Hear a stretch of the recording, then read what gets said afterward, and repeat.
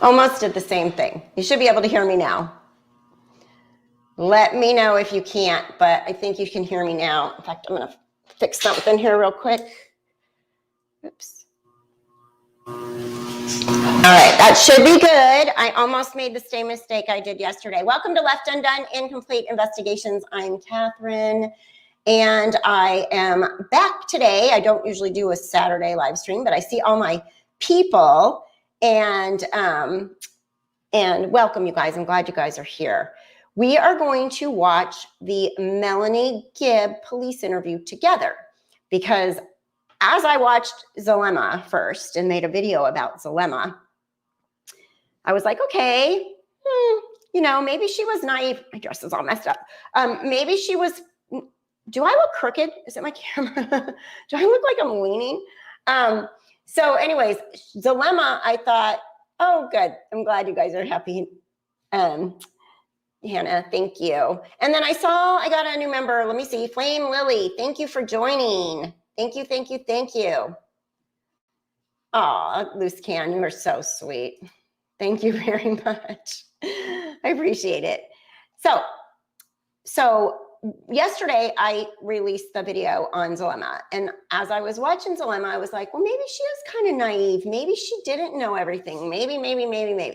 And then I watched Melanie Gibb's interview and I was like, okay, they're kind of even playing against each other now. So I'm going to just get it started and we will go from there. I'll probably pause a lot because I know things are going to come in my head that I want to say. And, and I'm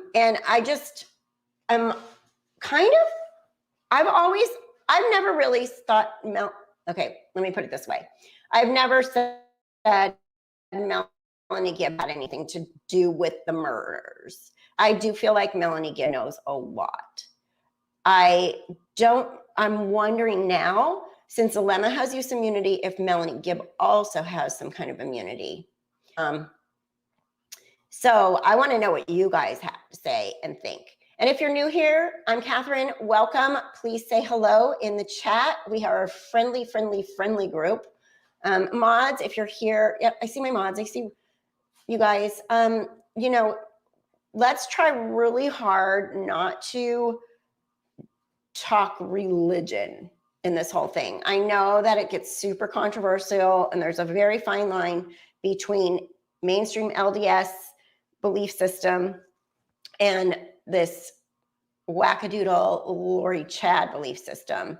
And I know because they were, you know, their claim is to be LDS, that it gets confusing. And, you know, and I'm not, oh gosh, here we go with my dog again.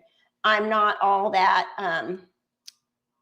knowledgeable about the LDS faith to even make any comparisons. So just put that there. Okay, so if you guys were here yesterday, you know that my puppy is really a pain in the butt. He wants to be on me all the time. And I may have to go ahead and put him in the crate. So I might have to walk away for a minute because he is literally on me again and he's heavy. Percy, gosh darn it. Hold on, sorry. I got two dogs. The other one is a Yorkie and she does not bother me. Go lay down. Okay. So I might put him away. If I walk away for a minute, that's where I went, okay? Hopefully he'll just fall asleep. Been a spaz today. Oh, there was a call from April Raymond that dropped today. I missed that. Someone's going to have to link me that. That's interesting, huh?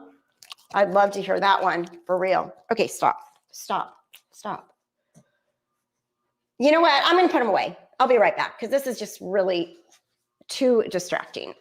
Give me 2 seconds, okay? You're going to bed. Sorry.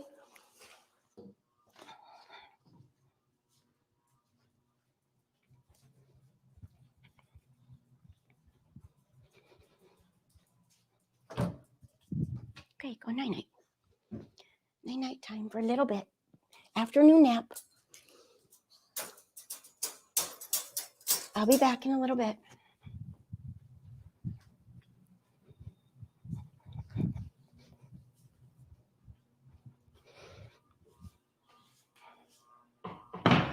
Okay. Sorry. I apologize for that. He's going to take a nap. He agreed. April Raymond's call was interesting, but didn't reveal much. So is it the same thing from the Justin Lump drops? Okay. So before I waste all your time watching me deal with my animals, I will go ahead and start this. But I am gonna pause so that we can make comments. Okay.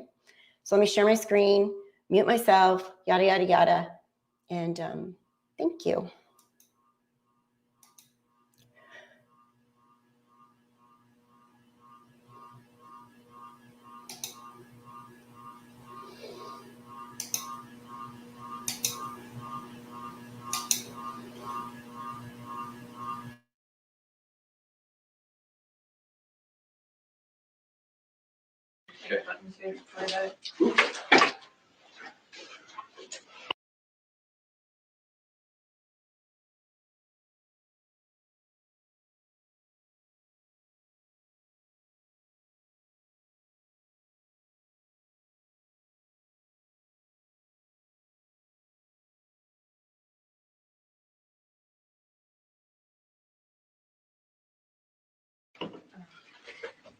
So.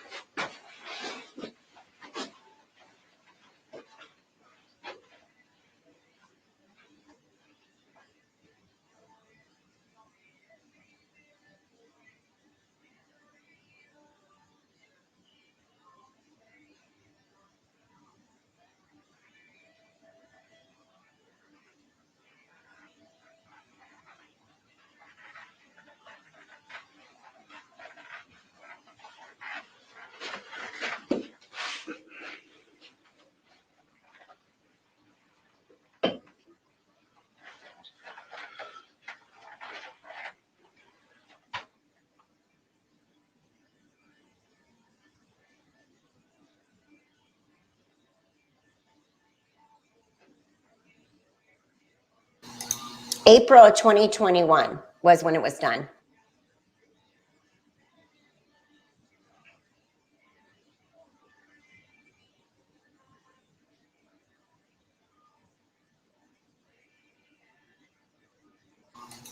I thought they came right in. I guess I missed that, but they're coming. She should be walking in any second.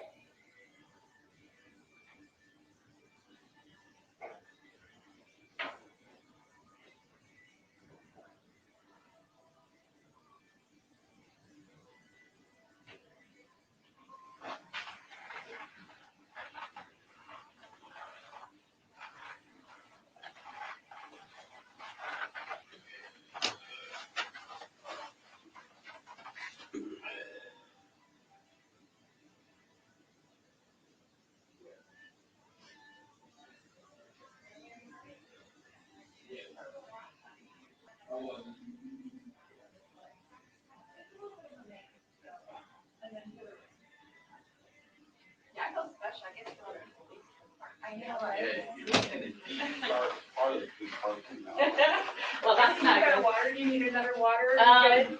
I don't think so. No, I think I'll be good. All right, if you do, just give us a yell. We'll yell. Hey, hey, How are you? good to see you. I'm good. Good. Is Duncan gonna be around? Duncan's just on another case right now, so Oh. if he finishes up, I will Yeah, let tell you me know come that in. he Yeah, I like him. He's fun. He's Okay. fun. He's a Yeah, he's a jokester. good guy. Yes, he was. I get to work with him every day. Oh, good for you. So he never wears socks. Odd. So Does he not have sweaty feet? No, he wears those little tiny, what are they called? They're not anklets, Like like the this? no-shows. Oh, the no-shows. Yeah. No, see, those creep down to me, Yeah. and then they go under and they make your feet uncomfortable. What's weird about is when he sits down, while his pants go up, you see his shoes and it's like that much because he's so tall, long-legged. Nothing, no socks. So we always tease him about, man, are you wearing socks today? It's almost girly like, because girls Yeah. have more ankle shoes. Or did you cut the little ball off the back of your socks? I bet you guys are fun. Oh, How are you? I'm Been a long good. time. No, I'm good. I'm married now, That's what I understand. Good. Awesome, congrats. and we still are married, according to a gossip that's out there that we're separated. That's the gossip. You know, I may have saw that somewhere. And I'm like, who comes up with this stuff? Caught me by surprise a little bit. That gossip came from another YouTube channel, and everybody was saying that Melanie and David were separated. So I actually reached out to somebody that knows Melanie personally and asked her, and she called Melanie and asked her, are you guys okay? Are you guys together? And she said, yeah, that's totally a rumor. So they were never separated. And I did go straight to the horse's mouth to find out. So, but anyways, she got wind of it. She'd be like, thanks, Kathy, for clearing up that rumor. Okay, back to the show here.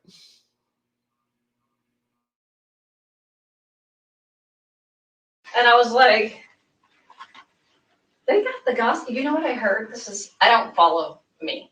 I don't look up any information about what people say about me. Don't want to know, don't care. Anyway, but somebody told me, did you know that you and David were married on 12/12? That's 12 times 12 is 144. Like the 144,000 I went. Oh my God. I was like, I never ever put that together. And then it was Alex's death. Didn't even know it was his death. Didn't even know. Because I didn't On memorize the the 12th of day. December? That's what they said. And I was like, Yeah, he did that. I'm glad that they know more than I know about myself. And I was It's like, crazy. It's crazy. people, Yeah. you guys are like, Melanie, why do you spend your life looking at another person and gossiping about them? That is so bad. some people, and really with this case, they're so involved with it, is like, it seems like it's just consumed their lives. It's consuming. It's And addiction. they're always posting, they're always looking, always kind of these little things. Oh, it's so gross. I don't know what else they're saying, and I don't want to know. So I always tell people, don't tell me. Don't want to know what they're saying. Just leave me alone. So I don't know too much more. Isn't that great? Yeah. So David's still up there in Utah? Yeah, and he said that if you wanted to, he was going to come down and help me with some moving. I decided, no, I'm keeping my stuff in storage for another month. Okay. So he says, if you need him, I could call him. He's standing by. I don't think we need to talk to him. Yeah, he said, I'll do what I can, but I don't really think I'm that useful. But he is a little bit. He's useful. He is useful because he's another witness. Yeah, he's useful. He's useful. And a pretty good guy, I think. But there may be an opportunity we can have to sit down and have a chat with him, kind of like we're just trying to butt things up a little bit. Good. Cross T's, dot I's, and then prepare for what's possibly coming here in the near future. The trials. The trials. Anyway, so it's been a long time since we've chatted. And then, so in that period of time, Ray, myself, Vinny, other detectives gone over quite a bit of stuff. Okay. And also quite a bit of stuff with you. Yeah. So in going over that stuff and talking to other people, more questions come to mind that we may have not known back then. Okay. And so this is where it's important that we sit down and talk with you again and kind of get that all out in the open and try to figure out exactly what has happened here and what it was going on. Okay. Even, when they moved to Idaho, but maybe even prior to moving to Idaho. Okay. So that's what we'll talk about a little bit. Melanie, one of our main objectives here is we are trying to block off any type of avenues here that somebody's saying we may not have checked out. Okay. Okay. So in doing that, some of these questions popped up, and I want you to be honest with me. And I don't have any reason. I'm always going to be I don't have any 100% reason honest with you. to believe that you haven't. Okay. But what I do want, anything that we talk about that you don't think is important, ask us. What I don't want to happen here is Melanie to think, well, you know what? And I don't know if that's happening. I hope not, but something you might be holding back on us, thinking, well, I'm not sure if I really want them to know that. Okay. Unless they ask me a direct question about it. Okay. We don't want to have to be pulling Yeah. information at you. Okay. Just be an open book and tell us. Absolutely. And it'll make this a whole lot faster. Yeah. So, Last time we talked to you, we didn't really hit this portion up very hard, but I want to talk to you a little bit about these castings. Uh-huh. Is that what you referred to them as, or you knew to them? Yeah, I think so. What I think that's What else were they casting. referred to as? It's been a while since I thought about it, so I can describe how it came about and what it sounded like, if that helps, because I don't really know what else to call it than. Okay, just to say, when he asked about castings, that kind of freaks me out. It seems like casting spells, isn't that what it seems like to you? She says something later on that makes it sound like it's biblical, but really weird. Casting, satanic. Yes, that's what I'm thinking, Hannah. That is just, okay, listen, because it's just crazy. It's just crazy. Okay, I'll go back. Not. Okay. Does that make sense? Yeah. So the idea of casting out is to help evil spirits leave the body, right? That's the whole premise from Christ. Well, I've never heard of it being, well, okay, so I know Christ. that So let's go back Christ to is Christ. casting That's out demons, and Yeah. I understand that. That's the premise, that's all. That's all it is. I mean, that's what the idea is to get, if there is an evil spirit in you, then you ask in the name of Christ that evil spirit leave. That's what it's about. Okay. So sometimes in my mind, I'm having a little trouble trying to picture this, Okay. but like, if I look at this, I'm like, such and such has a evil spirit in them. Yeah. I'm not sure I would call a group together to have a prayer and a casting. Yeah. Or if I would just, in my own personal prayer, say, Lord, Mhm. will you help this person out? I mean, like he says, a prayer and a casting, but like, I'm just, to me, the way that it's described, it's just like, first of all, what gives them the power to cast out evil spirits, number one. But number two, just the way it's described gives me just a really sick feeling. All right, I'm going back.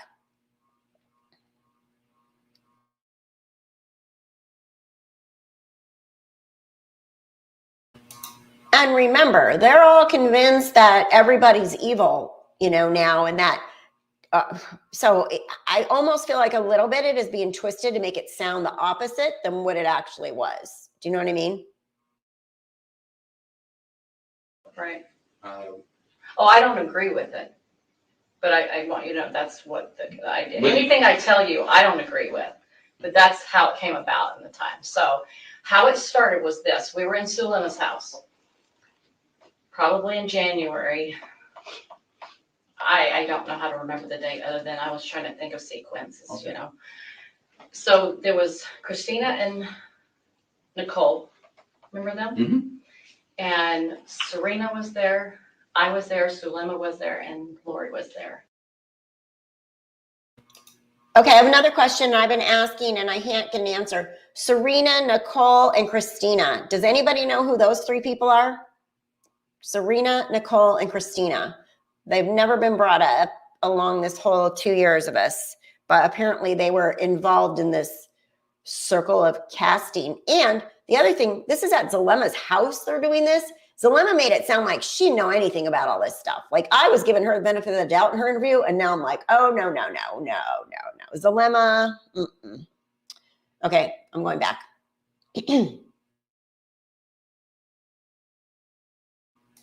And let me know if I'm talking too much and you just want me to be quiet. Okay, all right. And maybe Zulema's daughter might have been in the house, but I don't remember. And so she was talking to everybody about that Charles now had this evil spirit in him. Okay, so that was kind of what they were talking about. Okay, tell me about that evil spirit. Did the evil spirit have a name? Yeah, remember we talked about it. It's the Ned guy. Right. That's what they Okay. said he was. He was this Ned person, okay? All right. So she's kind of talking to the girls, and they're all kind of talking about what's going on. And she's like, I don't know what we're supposed to do about this. How do we get, how do I do this? I don't understand what this. So nobody has any information about casting out at this point. And then Christina, she starts talking about something. This is all beyond me because I didn't do the energy work. I mean, I had energy work done to me before, but I don't know how to do it. And I don't know if Christina knew about it or not. I'm not sure. But Christina started talking about, man, I don't know how she brought it up now. It's been a long time for me to remember. I don't know how they start talking about, but somehow they start talking about casting out somehow. And then they all started joining in. I was listening because I didn't have any comment to make to it. I was like, I don't know. And then they were trying to figure out, she was trying to help solve the problem. Like, if this Ned is in him, how do we get him out? Or I don't even know if that was the right word at the time, get him out. But Can I stop real quick? yeah. Remind me how she knew that was Ned. Okay, that was, remember when Chad made the phone call? Lori and I were in her house, one of her houses she lived in. Not the last house, but the one prior to the last one. Because I remember where I was at certain times, so I remember the house. Anyway, so I remember she was coming in the door. It seemed like we just did a podcast with a couple of men. So we just did that podcast. They left. And Chad calls and says, hey, I want to let you know that I did some research and figured out that this Ned. Oh, it's been a while since I thought about this. Yeah, Ned, that's right. I know what Ned, you're talking about. yeah, you even forgetting details. It's been 2 years, right? Or something like that. So Ned, Schneider, thank you. And Ned Schneider is in him. And she was taken back a little bit because it was a new concept for her. She didn't know about that this could happen. So this was introduced from Chad. Absolutely 100% sure of that. Okay. So then she was ruminating over that idea for a while. They were talking. How are you 100% sure of that? That was introduced by Chad to her. Because I'm watching them talk on the phone. And after that conversation, she shares with me, this is what Chad just shared with me. All right. And so she didn't look like she made it up because she had never talked that way before. She never said anything like, hey, there's an evil spirit. And that never occurred to her. So when she first told me, I could tell she was like trying to absorb it. It looked like it was new for her. And so, so that's where it came from. And so I'm sure they had a lot of conversations, which I wasn't privy to. So then when she came together in January with all these girls, she was talking about this problem she had about this Ned person now coming in. And she said that her reasoning for that was that Satan was breaking eternal law and that he could now do this. Like he had some kind of power to do this.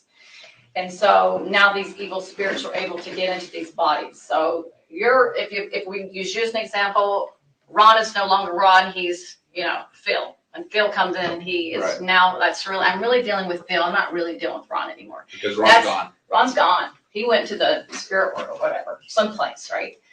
And so anyway, as we talk.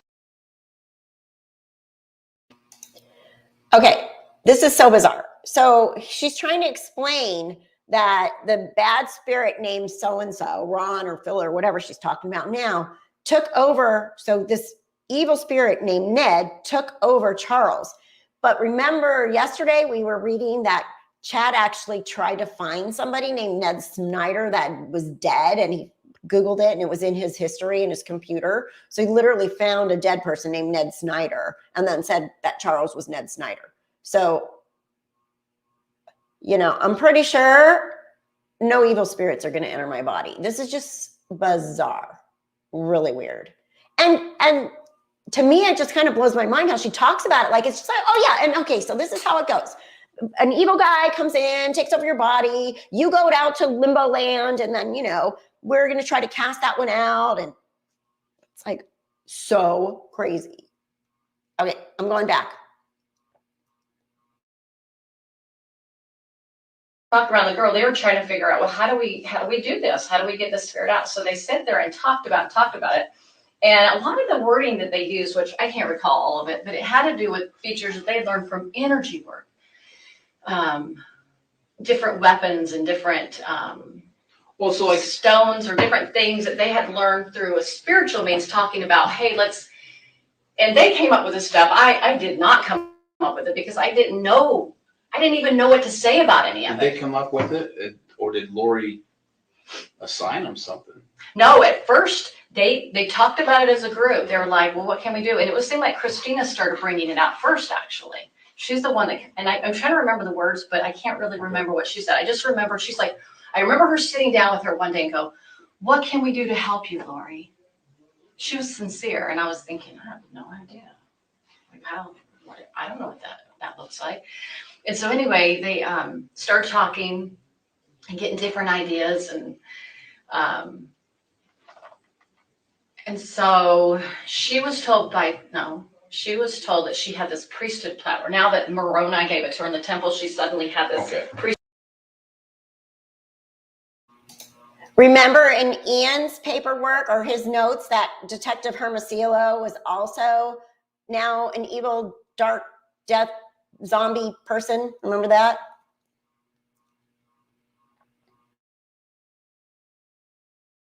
Priesthood power. Right. That women were now getting it because you know that they don't have the church, Do you right? find that odd? Yeah, everything's odd. But at the same time, because I was on this, so I had listened to some podcasts she had learned. So it wasn't super odd for a person that had listened to Julie Rowe or Mike Stroud, because they were talking about how to, now if you go back and listen to those two, she doesn't come up with this stuff herself. This has been coming up by other people, okay? Well, right, and I know that the big picture, it's all a little weird, but when you hear, because, you know, you're LDS. Yeah. When you hear something as in Moroni appeared to her in the temple and gave her priesthood powers, what did you think about that? Well, let me back up to when I first met her to help you understand how I got involved with her. You know, Jason Mou's the one that introduced me to her. He met her in the temple and said, hey, there's like-minded people that are spiritual, Here's Melly's information. So she meets me and she hears me talking a little bit because I'm doing something for a steak event. It was really normal and good and, you know, had to do with, you know, like natural preparedness kind of things, you know, something that we all can learn and enjoy. Anyway, afterwards, she's in the back with Melanie. And then I came out and then she came out and Melanie was still in there because there was other classes going on. And she was just so excited to meet me. And she was like, you know, she's talking about people she knew like Mike Stroud, or not knew, but knew of from podcasts, and Julie Rowe and her change of heart. And I said, well, I've been changed to Christ. And my experience is a normal experience that somebody would have. But she was like mirroring me. And I think she's mirroring me because I didn't know that then. I didn't know her. So I would have no way of knowing. But anyway, she was like, oh, I've been changed by Christ. And I said, well, I have too. And it wasn't a more significant way than maybe what I experienced at church. It was a beautiful experience that I had. And so, but there was nothing odd about it. It was just beautiful, you know? And so she said that she had the same and she was super excited. And then she said, well, I said, you must have been through a really, you know, a lot of challenges in your life to be able to have these experiences. She goes, well, she says, I've had some special experiences with the Lord in the temple. And she might have said Moroni at the time too. She might have, I can't remember if that was the next time I saw her or not. And I was like, wow, what have you been through? And she's like, well, you know, my kid was raped by her father, and who would have known that probably is a lie. But anyway, she was bringing the story about all her trials, and they sounded genuine to me. I did not think I don't think people are manipulating. That's one of my weaknesses. I don't manipulate. I don't know how to. So I was so foreign to it that I was like, oh, she can't be lying to me. She sounds just like me as far as my testimony of Christ. Now, not all the crazy stuff, but just that normal kind of sisterly bond that you would have with somebody in church. So then she tells me, well, because we had listened to Mike Stroud, he talked about 144,000 and about how people are going to be called to help be instruments in God's hands of bringing people together, like the lost tribes and different things in the last days. And so she says, well, I've had these experiences and I know that I'm part of the 144,000. The Lord sealed me his in the temple kind of thing. And I didn't necessarily disbelieve it. It wasn't a new thought for me because I had listened to different podcasters talk about some of their experiences. And I didn't think that they were lying either because they sounded like it matched Mormon doctrine. All of it did. Because I'd read the scriptures a lot and I thought, well, you know, I know about these things, but somebody's actually having them. And so, but, you know, people can have real experiences, but somebody can take that and act like that as their own. Sure. And I think that's what she did. Is she took some information that could or couldn't have been true. I don't know if the guy had it or if he was deceived. I don't know that personally. But anyway, she learned a lot about, and Julie Rowe, they talked about casting out. They talked about when evil spirits, you put your arm to the square, you cast out, you use, and then talked about love is your most powerful weapon. And different weapons. He would say different weapons. I don't know if he described them, but he just talked about love as the most powerful weapon. I agree too, B. Sprack. I did a video last year on how closely related to Satanism a lot of this thing is. Even the dates that people, that Lori and Chad got married on, I think even the dates they got married on, even the dates that the kids died and disappeared, there's a satanic calendar, and a lot of that stuff lines up really freakily. Freakily, is that a word? Freakily, yeah. So it was kind of more Satanism for sure. I don't know enough about Satanism or witchcraft, but I think we're leaning more towards like the evil, whatever kind it is. We can use against the adversary. So I don't know, maybe she took that and then she took Julie Rowe's freaked out stuff, and she's whacked, but she was heavily into the energy work. And a lot of these things were like coming through all these weapons and different things and evil spirits around you. So I remember one time she told me when she was in Hawaii, before I ever met her, so this was when she was living there, she recalled a moment. She goes, I remember, Melanie, I woke up, an angel woke me up and said, you need to email Julie Rowe and tell her that she's a true servant. And I was thinking, wow, maybe Julie, because I didn't think Lori was lying to me. I thought she was really enlightened. And anyway, she believed in this. And anyway, she said she finally figured, she said, I can't even email, or I don't do Facebook. She's like, I just finally read the back of the book, had the email on it, and just said, you are a servant, and that's it. And she just said, Lori. And that's all she said. She sent off and went back to bed. So I was thinking, wow. Okay. And so so when her and I met that day, she's like, I know that she must have told me about Moroni, or he was the savior. I know that he's called me to be part of that 144,000 to help other women. I'm to gather other women, something like that, and help them be part of the gathering kind of thing. Okay. So her and I go to the temple. We go to the Phoenix temple because I remember the Gilbert temple was closed. So we're going in there. This is, if you're LDS, you're going to be surprised by this. This is where the deception really began. I go into the temple and I'm going in the dressing room. We're getting our white clothes on, and she is in the dressing stall. That I come out and I stand behind. They have an arch window in the Phoenix temple, right in the women's room. And I'm standing there, and all of a sudden I get this like heat all over my head, and I'm like, "What's that?" So I said, "Lori." She comes out. I said, "Feel my head," and she goes, "Oh, it's happening." And I was like, now, I don't know if you remember, but I did a video a couple months back on some of the emails that I had received, and Melanie Gibb was at a funeral around that time, and her friend was there with her, and Melanie asked that friend to feel her head at that point and said she was hot. And she said that she was being translated, the translated being where you don't have to eat anymore, you don't have to sleep anymore, blah, blah, blah. And then somebody was really funny, one of you guys, I don't remember, said, no, you're being translated into an old woman. It's called menopause. So I thought that was hilarious. But anyway, so she's talking about this. And then Lori, of course, is like, oh, it's starting. Oh, you're being, like, I feel like we're watching some school play or something. So weird. All right. Oh, that's good. Yeah. Watching the detective on the left. It's interesting to watch the other people's reactions for sure. Okay.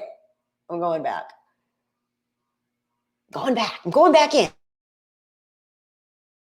yeah, it's really hot on top of, I didn't have a fever. Nowhere else on my body was hot. And it wasn't because the sun was coming through. It was really like this heat. And it lasted for, I don't know, like a minute or two. Mm-hmm.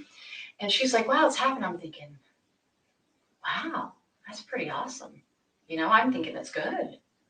And so anyway, we go into a couple of different rooms. I don't want to share too much because it's a temple. Right. But anyway, she thinks that she has the power to ordain me at that point to be part of this 144,000. And so she says a little prayer. That's her thing, her little prayers. And Did she say when she got the keys to ordain you? yeah, from the Lord himself and from her own eye, herself in the temple, in the initiatories, in a certain location in the initiatories. And the interesting thing, I told this to Rob, the same place that Zulema said she saw the Lord was the same place he said. And I was like, how did that happen where she said the same place? And he goes, well, Melanie, people can have some psychological word. I don't remember what he called it. So the psychological word that she had this experience. And I was like, well, I never had anything like that. So I don't have the experience they do because. See, she points out that Zulema was talking about that she saw the Lord. All these people get to see the Lord, you know. I'm pretty sure I'm not going to see him until I die, but I guess I'm not that special. But Zulema, you know, tried to downplay everything on her part and even knowing all of this. Zulema just, in her interview, she's just trying to act like she's just some innocent bystander that just got married to Alex. And, you know, it was just weird. And maybe they were trying to just do this to me. And maybe they were trying to get at me. But then you hear her talk about Zulema, and I don't know if they're each throwing each other under the bus or what, but I'm thinking, yeah. Okay, here we go. Because I don't have visionary experiences. That's not me, but that's not my gift. So I just assumed that because they had them, they knew more than me. Well, if they can see that, I can't see it. Maybe I don't doubt that people can have gifts like that. I'm very much a believer in that. Yeah. So that was a bit on the odd side that happened to me in the temple. And I've asked other people that work in the temple and different things. They said, well, they can bring Satan in with them. I'm like, oh, yeah, they can. Mm-hmm. So that was sad. So that's where my confidence came from with her, because I'm in the temple of my God. That happens to me. Sure. So I had to, you can imagine after all this happened, I had to read back and go think, and it's like, all those things you thought were revelation, get rid of them. Don't even remember. Don't go back to try to figure out, Heavenly Father, what happened here? I thought I was on your team. Sure. And I cried to the Lord. I said, I cheated on you. I broke my heart because I was that absolutely gobsmacked by it. Okay. Yeah. So with these castings, and the first one you're involved in was at Zulema's house, and I can't remember if they did it that night or the next day, or I don't remember, but it was. Was it still at Zulema's house? Do you remember? Yeah, I think so. Yeah. Pretty sure. And was that just for Charles? Oh, absolutely, because that's the only person they knew had that issue at the time, according to their pretend revelation. I call it pretend because who knows what they're listening to. Describe to me how they did it? How they did it. Okay, so they were trying to figure out first how to do it. And so they were all coming up with different ideas. And I wasn't familiar with their vernacular. They would say things like, you know, like Melanie would coin the phrase, probably like some kind of malachite or something. I don't know. Like malachite's a gem. Mm-hmm. So they thought that gem had power. So you know how like in the chakra world, people get into stones and stuff like that? They kind of brought that into that. So they thought that had the power. And then those malachite rings or the malachite stone. Well, she eventually got that. Yeah, but that was okay. Yeah, like the malachite stone. And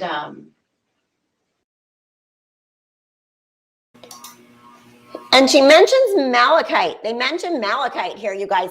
You guys, we were the first ones that made that video on the malachite when one of my subscribers realized that the stone in Lori's ring was malachite and had done some research on what malachite could do. I did a whole video of it a long time ago. And now they're mentioning malachite too. I have a feeling something about malachite is going to come up in this entire end of this. And wouldn't that be bizarre? Like, whoa. Okay, I'm going back.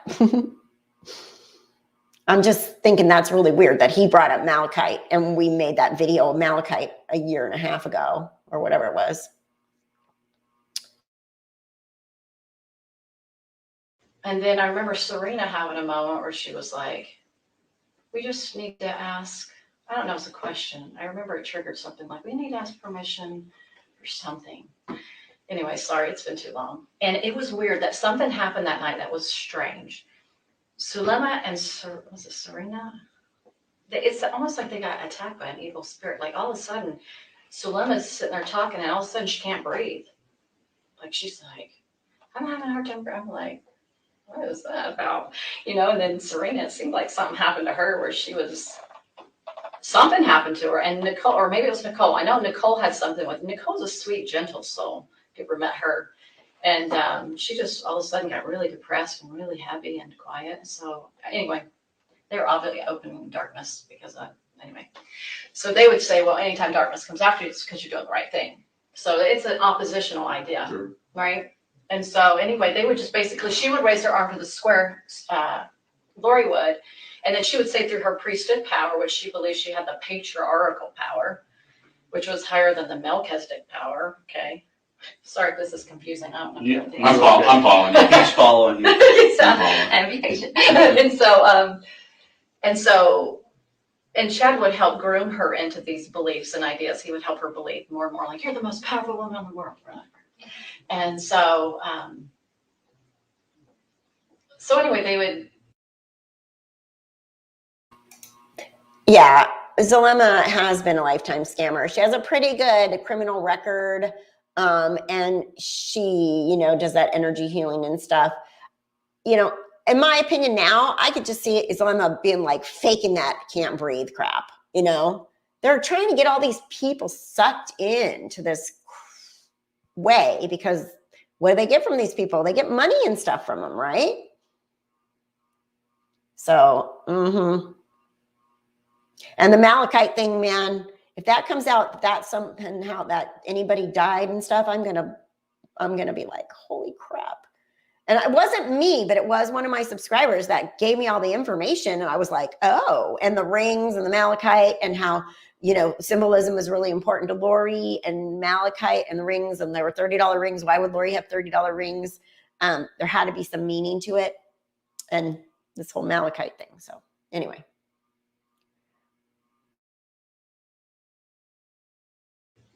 They would just, each one of them had like a little something to say, like how they could help in a loving manner. It wasn't like an evil or a dark, like a yucky kind of a voice. It was, or I'm mad at you kind of a voice. It was like, come to the light or, something like that. And so the only part I pitched in was my testimony of Jesus Christ.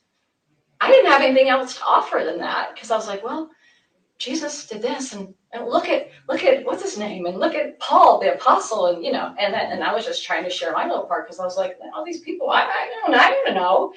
And so anyway, that's just how she did it. And so she would, and I think she kind of did it more on her own as she got more closer to Chad and everybody's kind of started leaving the group, like Nicole and what's her name, Christina were out. Mm-hmm. And then Serena was out early. Thank goodness on their part they were out early. And it's only because Lori was getting jealous, or how the jealousy can get in, and she was worried because Serena would call Chad too much, and then she was like, Chad was like, well. So Serena, all these other ladies got kicked out of the Satan circle because Lori was jealous. Did she put casts on them? Are they zombies now? Were they on the list eventually? Like, I have so many questions. Okay.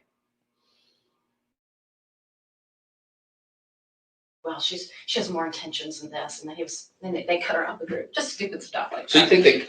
you think that they cut Serena out of the group because Lori was jealous? Well, I think he would say, this is how it started. He'd say, she keeps calling me. Serena keeps calling me, asking more and more questions.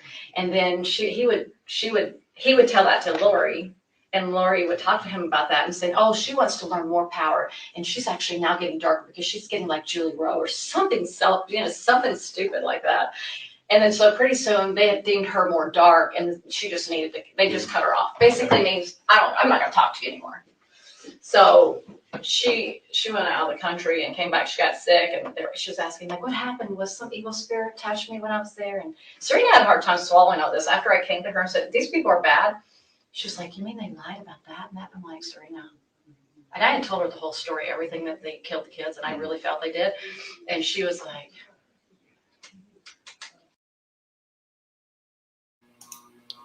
She threw that in there, right?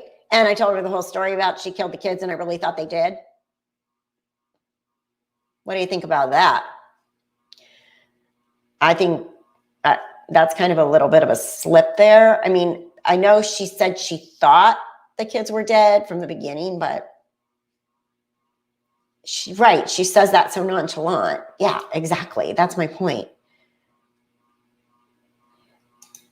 Yeah, that's a good question. If the high dose of malachite can cause breathing, respiratory issues, so possibly. Okay, going back. And we went to the temple, and she's like, Melanie, did they lie about this? I'm like, Serena, the whole thing is a lie.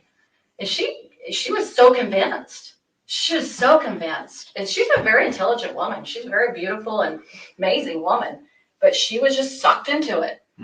And so, and it had a lot to do with the preparation work, had a lot to do with learning things outside of Chad and Lori before we even got together, like, you know, the podcast people.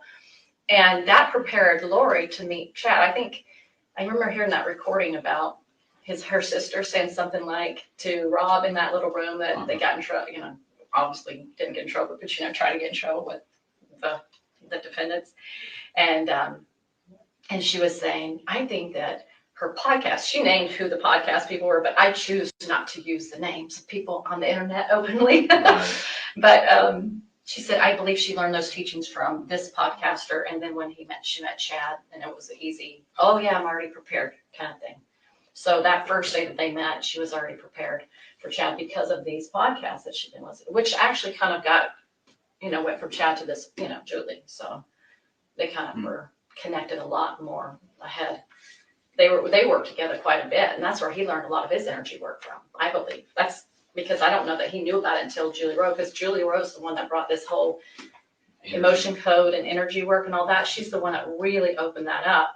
And then he switched from being with that one lady, Suzanne Freeman, and then he dumped her. I call it dump because he just kind of moved from one person to the other. And they went to Julie Rowe, and then he dumped Julie Rowe, and then he went to Lori. So he kind of kept doing this. See how she points that out, that he went to Julie Rowe and then he dumped Julie Rowe. So Chad was after these women from the get-go. I'm pretty sure we said that a million times, but that, I think that's why Julie Rowe was like kind of like pissed, because for some reason they had this plan that Tammy was going to die, remember, from forever. And then Barbie doll comes along and everybody else gets booted because she's the best thing that ever happened to Chad.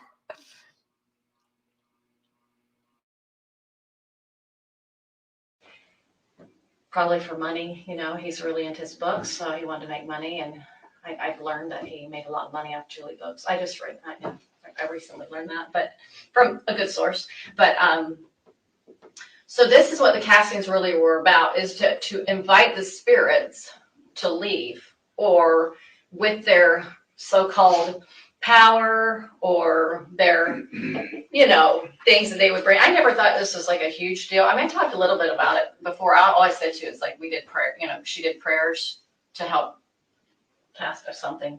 I don't know how I said it, but to me, it has no effect. There was no power in what she did. So it had nothing to do with anything, because it was all by Satan. Now, when Julie Clement got involved, I remember one night we were at Lori's, the last house she was in before Charles died. There's another name, and Julie somebody else, she said, Julie something else. We need to write down these names. I want to find out who these people are. Being that we're this far deep into this case, might as well know everything, right? They're probably undercovers. Like, don't let anybody know who I am. I would be. I think he was still alive. And I remember they were doing a prayer, and Julie Clement and Zulema with their, I don't know, energy, they both do energy work. They're saying, she's like, I saw this dragon, something like this. And I know Zulema said she saw that later. And a dragon. You saw a dragon? My mom sees people, but she's got, like, you know, elderly issues.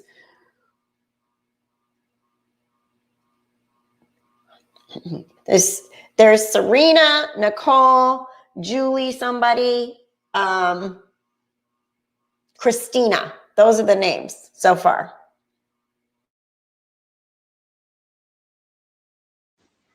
I didn't see anything, so. That's just what they imagined in their, I don't know, this, some evil spirit tricking them, something. How many castings do you think that you were involved in? Gosh, I don't know. I'd have to make a guess because I wouldn't know. What would you guess? Maybe 10? Maybe. I'm not sure. And they were just for chat, I think most of them were on Charles and not the kids. And Tammy, I mean, I know they probably did. I don't know what they did with the kids. I don't have any idea on that part. They probably, I'm not sure on Tammy. Maybe. Let me ask you about Tammy then. Yeah. Was Chad there, or was it just Lori? Well, they did, there was one, I can't remember who it was though. Sometimes these things, I don't remember all of it, because sometimes I was often detached from a lot of it because I was involved in my own personal life. So I necessarily was. And I know I'm asking a lot for try to reach back and grab. Yeah, so we were in a circle, we were holding hands, and Charles had passed away, so it had to have been somebody else because Charles was dead. And Zulema, she started talking about that. She was into, moving the earth and the earthquakes and all that. You probably know that. She thought she had the power to do that. And I remember Chad and Lori said something, and I don't know if anybody else said anything. So who was it? So Chad was there in the circle. Oh, yeah. Lori was there. Yep. And I think Melanie and Alex, Zulema, me and David. David doesn't remember any of it. You can ask him. He's blocked it, dude. He was so blocked. He can't remember it. And this was after Charles died. This was right after. And then she's saying David can't remember and he's blocked everything. How come everybody's blocked everything? Like, I just feel like that's I'm sorry, Your Honor, I cannot recall. I'm sorry, I do not recall. Everybody's blocked. Zulema can't remember nothing. It's all just a blur. She can't remember sequences, and Melanie can't remember, and Melanie's saying David can't remember. Nobody can remember crap.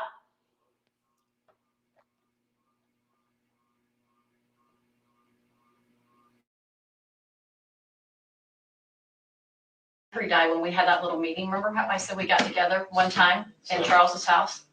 So that would be like July. probably. Yeah.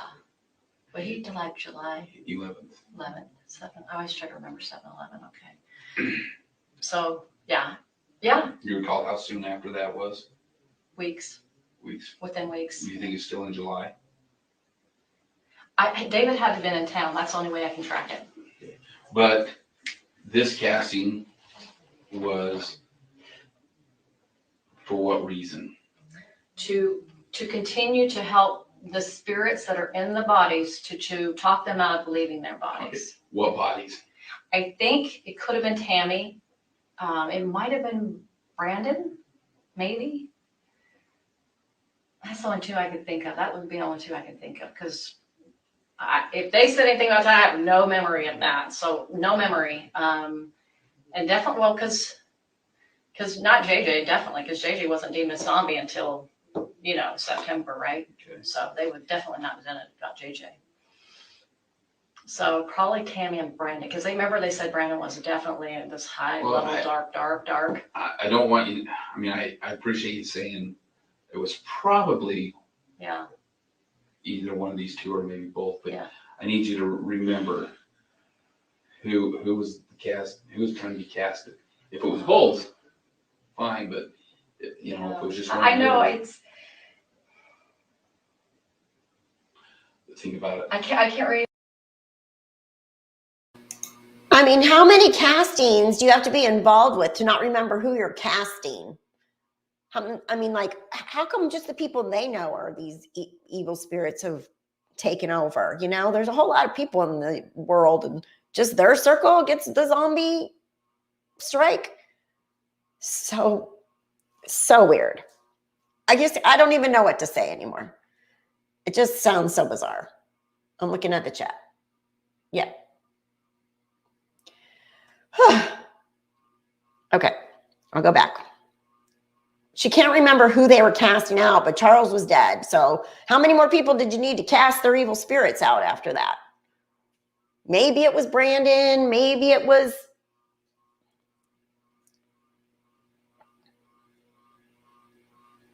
I even remember what that one was. Okay. I remember she always used her priesthood power, and then she was like, go ahead, take it over, Zulema. I remember that. All right. So, were you? Because Zulema remembers. Yes? Some things. Some things. Okay. Refresh my memory when you were up here in Idaho. September? You dated in September. Mhm. Was there a casting done at Lori's house? Not that I can recall. I've tried to remember, like, did we have any? Not that I recall. Or did you have a, how about a prayer? Were you guys got together and just had a prayer or anything like that? Well, normal prayers, like on a flute or something, Right. possibly like that. I don't recall. Okay. I mean, I could say maybe, but I don't remember. So as far as the castings, none of them took place in Idaho that you were present at? Not that I can recall. Okay. I'm And doing my best to I know, remember, I but know. it's horrifying to think about it, but I don't know. Okay. So the ones you may have been involved in were the ones here in Arizona, and that would have been at Lori's house, Yeah. Zulema's house. Mm-hmm. Where else? I remember when she was in Charles's house, and the one in Houston, or was it Houston or no, the other city? See, that's my question, Cherish. Why are they trying to say certain people and cast out their zombies if these are the people they wanted to die anyway, so their mission could continue? Exactly. It makes no sense. In my mind, I feel like they were actually trying to stir up some satanic way to kill these people. It makes more sense to think of it that way than, oh yeah, we were trying to save everybody. Because they weren't trying to save these people. They wanted to do away with them. Lori talks crap on Charles. Melanie's saying that Brandon's gay and divorcing him. And so, yeah, that's what I'm thinking. Like, this is literally like they're twisting it to make it sound like they were trying to save all these zombie invaded people. But what they wanted is they wanted them gone. So I don't know, because they weren't one of the 144,000. When you put the whole, like, only certain people could be 144,000, Charles wasn't one of them. Her husband wasn't one of them, you know. So it makes no sense that they were like having this casting to try to get rid of the evil spirits. I don't know. Okay, I'm going back.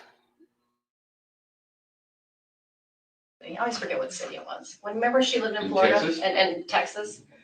Remember that? I Yeah. remember I can't remember if I was, it seemed like she was on the phone with Chad. I remember her talking about Charles because he was in the house. She was really into Charles's.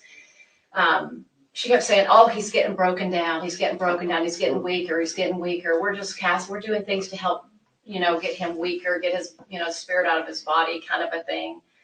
They were like working on him. I remember that a lot. So let me ask you this. Were there any castings that you weren't present, you were just on the phone with them? So there was, in the beginning, there was a phone call. That's right. Good. Thank you for reminding me. Serena, Zulema. At one point, Melanie joined in, Melanie and Nicole. Gibb, or Melanie Boudreau. Oh, wait. Sorry, I remembered one. Let me just stick to that one for right now. I'm sorry. That's all right. All over the place. This is not enjoyable for me. It's all right. This sucks. We'll get through it. So yes, there was this phone thing because she was doing it through Zoom. It was a Zoom thing. And so they were like everybody had their own little parts. Like, so, like I just said, like mine, I just talked about Jesus, right? Mhm. But one was over fire elements or something, wind, fire, earth. I don't. Earth, Wind, and Fire. That's a band. We used to dance to them back in the day. Earth, Wind, and Fire. Okay. No, just they came up with some funky words. And not that they were horrible words, they were just not usual, putting them together in a sentence kind of thing. I don't know how to describe it. Mhm. It's very unusual. So yeah, they did that a few times on the phone. And then she just Dolores just kind of got tired of dealing with them. She's like, oh, this person talks too much. She'd get irritated with people. Like, I think she was always jealous. Anyway, so yeah, that was on the phone. And I don't know how many times, but I'd say a handful, maybe they tried it maybe 2 or 3 times, maybe, I don't know. And then one time, okay, so you know the house she moved in the first time, Alex's house, right after she left Charles the first time, Mhm. she went to Alex's house for a while. She had Serena on the phone. And Melanie was new to it, and she really didn't know what was going on. So it was the first time Melanie was exposed to it. And I remember we were holding hands, and I remember she said, my hands got really hot and then they got really cold. I was like, okay, not my experience, right? And then Serena kind of related to that. They were talking on the phone. And that was the night she came up with this idea, this map thing of zombies in the world. Arizona, Utah, Idaho, da, da, da, da, da. And then she's like, okay, Chad says, and she'd be on the phone. How many zombies in this state? She called him by name, Chad. I knew she was talking to him. How'd you know he was talking to him? Well, I just did. I mean, I just did. I don't know. I knew it. Called him by name? I'm sure she did, but Okay. I just know she was talking to him. Who else was she going to get this information from? I don't know. No, she was into him. She was way into Chad. She was infatuated with him big time. There was nobody else she could ever talk to about it. Nobody else could have given her that information. Nobody. I guarantee it was nobody else. I just know it was him only. Because who else is she going to call? She doesn't know anybody that talks like Chad. Mhm. She didn't know anybody. She wasn't friends with these podcasters. She didn't even know Julie Rowe. She never met her. Okay. So, anyway, and I could have maybe possibly heard his voice if she had a speaker sometime. I'm sure that happened at times. So I knew it was them talking. And I probably, she was on the phone a lot, in the car a lot. She was talking to him, and I just knew she was talking to him. And so, anyway, he would say, okay, there's, I don't know, grab a number, 100 in this state, something in this state, and then throughout the whole world. And so he got this, like these people, or these entities are in other people's bodies. So her idea was, it was for her to get rid of the zombies. The idea was for her thought she had the power to cast out, she'd say in the name of whatever, and with her power. And then he would check, oh, there's none left in the state, So anyway, that's how she did. So anyway, I remember that conversation was kind of going on that night. And then, I don't know the heck they were talking about that night. I don't know who, I'm sure it was Charles. And I think it was probably for the world too. It probably was. And anyway, everybody was just holding hands. And anyway, they all said their little, whatever they could come up with, they think of that would help encourage this spirit to leave or encourage them. And it wasn't done it didn't seem like it was done out of any unkindness or anything like that. It was just a matter of, like, if you were to invite somebody to leave. I think they started using different weapons that had light in them to help that encourage that spirit to come out of the body by those words, but it had no power. So I haven't worried about it since I've left Lori. I was like, she didn't have any power. She can't hurt me. I'm not worried about her. So obviously I didn't believe in it to the level of worrying about my life, right? So that's kind of it. I mean, is there something you're kind of looking at that might help you? Well, I really want to just dive into these. Yeah, these to kind of understand them. Yeah. My understanding, and we may have hit a little bit on this in our first interview, but my understanding is that the spirits, in order for the spirit to be taken out of the body, it has to be casted out. Mhm. However, if that body is or the spirit. I know. And I don't mean don't talk about this crazy belief system that they have. I just don't want everybody to go back and forth on the like Christian versus LDS, like that sometimes comes up. And again, I don't know enough about the LDS religion versus being a, I was raised Greek Orthodox Christian, very similar to Catholic. In fact, they were the same at one point, separated. And my daughter, my son-in-law is a pastor. My daughter has a minor in Bible in college. So I don't know enough to make any comparisons, but there's a lot of differences. Let's just put it that way. But then I know people get in kind of like I guess my point is people get in kind of like a conflict in the chat about it. And then it gets messy. So you can talk about religion because that's what what they're doing. There's some offshoot crazy religion, but I just don't want to argue about the differences. You know what I mean? Does that make sense? Okay. Sorry, I have a cough drop in now because I was going to start coughing.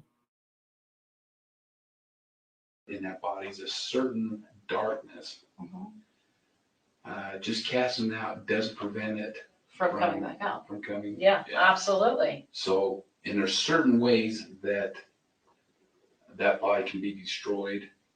Body or the spirit? Or spirit. I don't know if it can be destroyed. The spirit?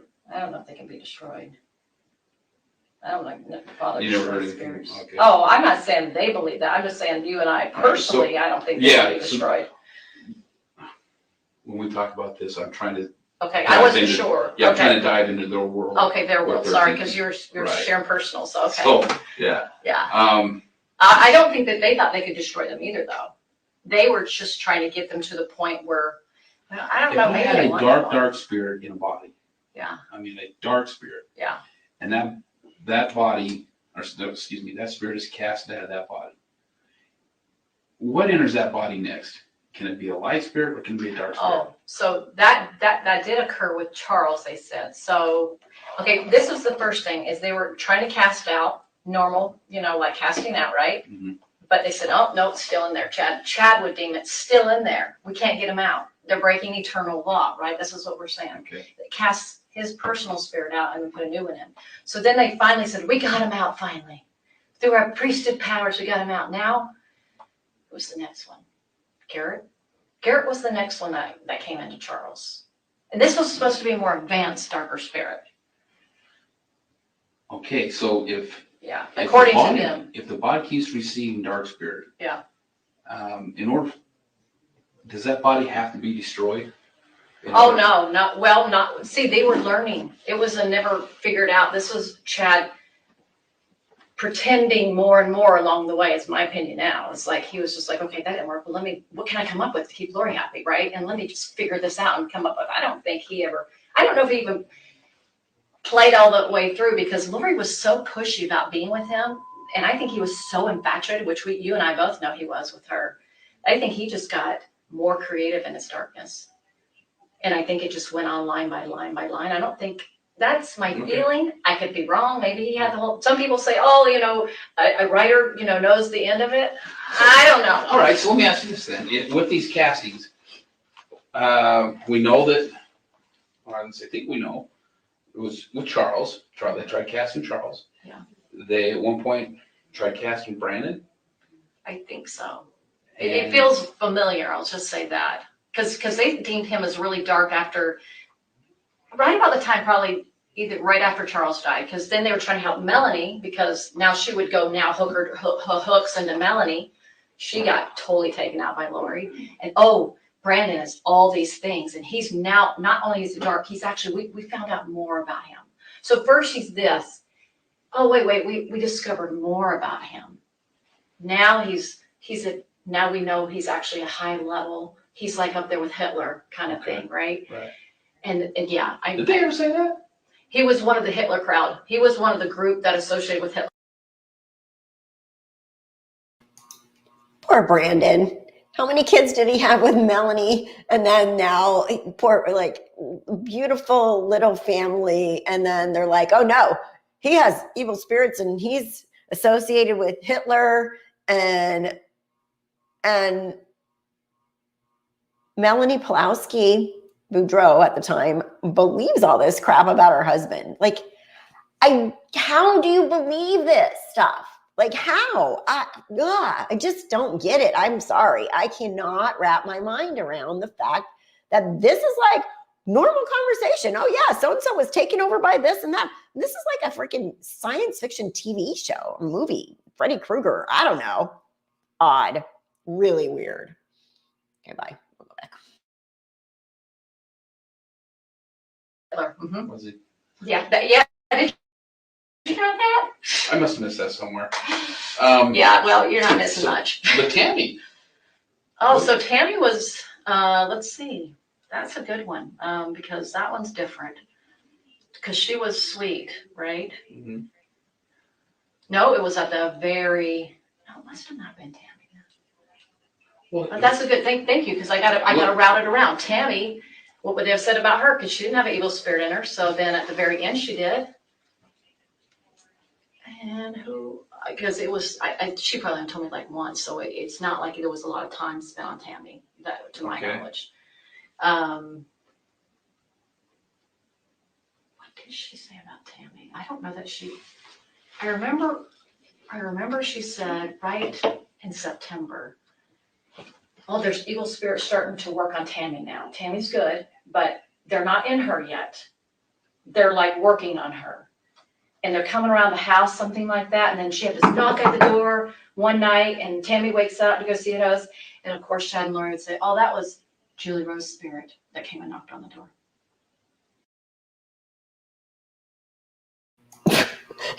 Now they can knock on your door. Hi, I'm trying to get into your body. Hello, knock, knock. Can I help you? Yes, I'm an evil spirit. I'm Julie Rose, evil spirit. And can you just move over because I'm going to get in your body now because your husband wants to sleep with this Barbie doll. Okay, I'm going back. Okay, That sound you familiar? lost me right there. I didn't know if this was, I did share this with somebody. I really feel like it's come out somewhere along the journey. It probably is. But you gotta understand, man, there's so much that's coming out here. Sometimes we have trouble keeping straight. I don't blame you. That's why I keep saying, call me. If you have like a brain cramp, Melanie can help me sort me out because I can at least I got my memory. Yeah, that's why we're here. I know, but I was just saying when you're going through stuff and you're going through all this stuff, you need to keep it collected. Ask me because I'm going to tell the truth. Nobody's going to tell it like me. All right. So tell me again about the knocking on the door. So something about one night there was this is what Chad would tell Lori, that Tammy woke up to a knock at the door and then he would say, maybe to Julie, I don't know. I mean, to his wife, I don't know. But he said, she told me that he said it was Julie's spirit knocking at the door. That's what woke her up. So that was one indication. And it seemed like there could have been other things I can't recall. But she just said, I felt this feeling of like they were kind of like around her house, these evil spirits. That's what it felt like when she was telling me. So you know how you feel things, you picture it, but you don't have the words to describe it. That these evil spirits are now trying to get a hold of her. Oh, and then she says she's starting to question if he's seeing somebody else. Lori was. Or no, Tammy was. That's what she right. would tell. So that's how they knew the evil spirits were in her, is because now she was starting to, and I don't remember what she said, something like, are you seeing another woman? Something maybe like that. Do you know when that was? Yeah, that was that time we went September, that weekend I was up there. She would tell me that while I was in her apartment. Lori told you that. Yeah, and that was when she was telling that JJ. I think we did know that. Yeah, everything I can remember, I tried my best to as fresh as I could. Yeah, I did share. I feel like I shared it. It feels super familiar with me sharing that. Anyway, so, but she didn't tell me when she got in her spirit. I think after she died. So I didn't know, and I don't know that she ever said who was. She was trying to describe it, but I don't even remember what she said. Can I interject really quick? Yeah. Let's go back to the castings because we're kind of getting just sidetracked just a little bit. Okay. So back to the castings. You participated in about 10 of them, and then some over the phone, roughly. Something like that. They were mostly on Charles, if I can remember, if not all of them. There might have been a few that weren't, but it felt like they were, if not all Charles. And Lori would start it, and you would go around the room. Always, she'll always. You'd go around the room, and each person would say Have something. something to say.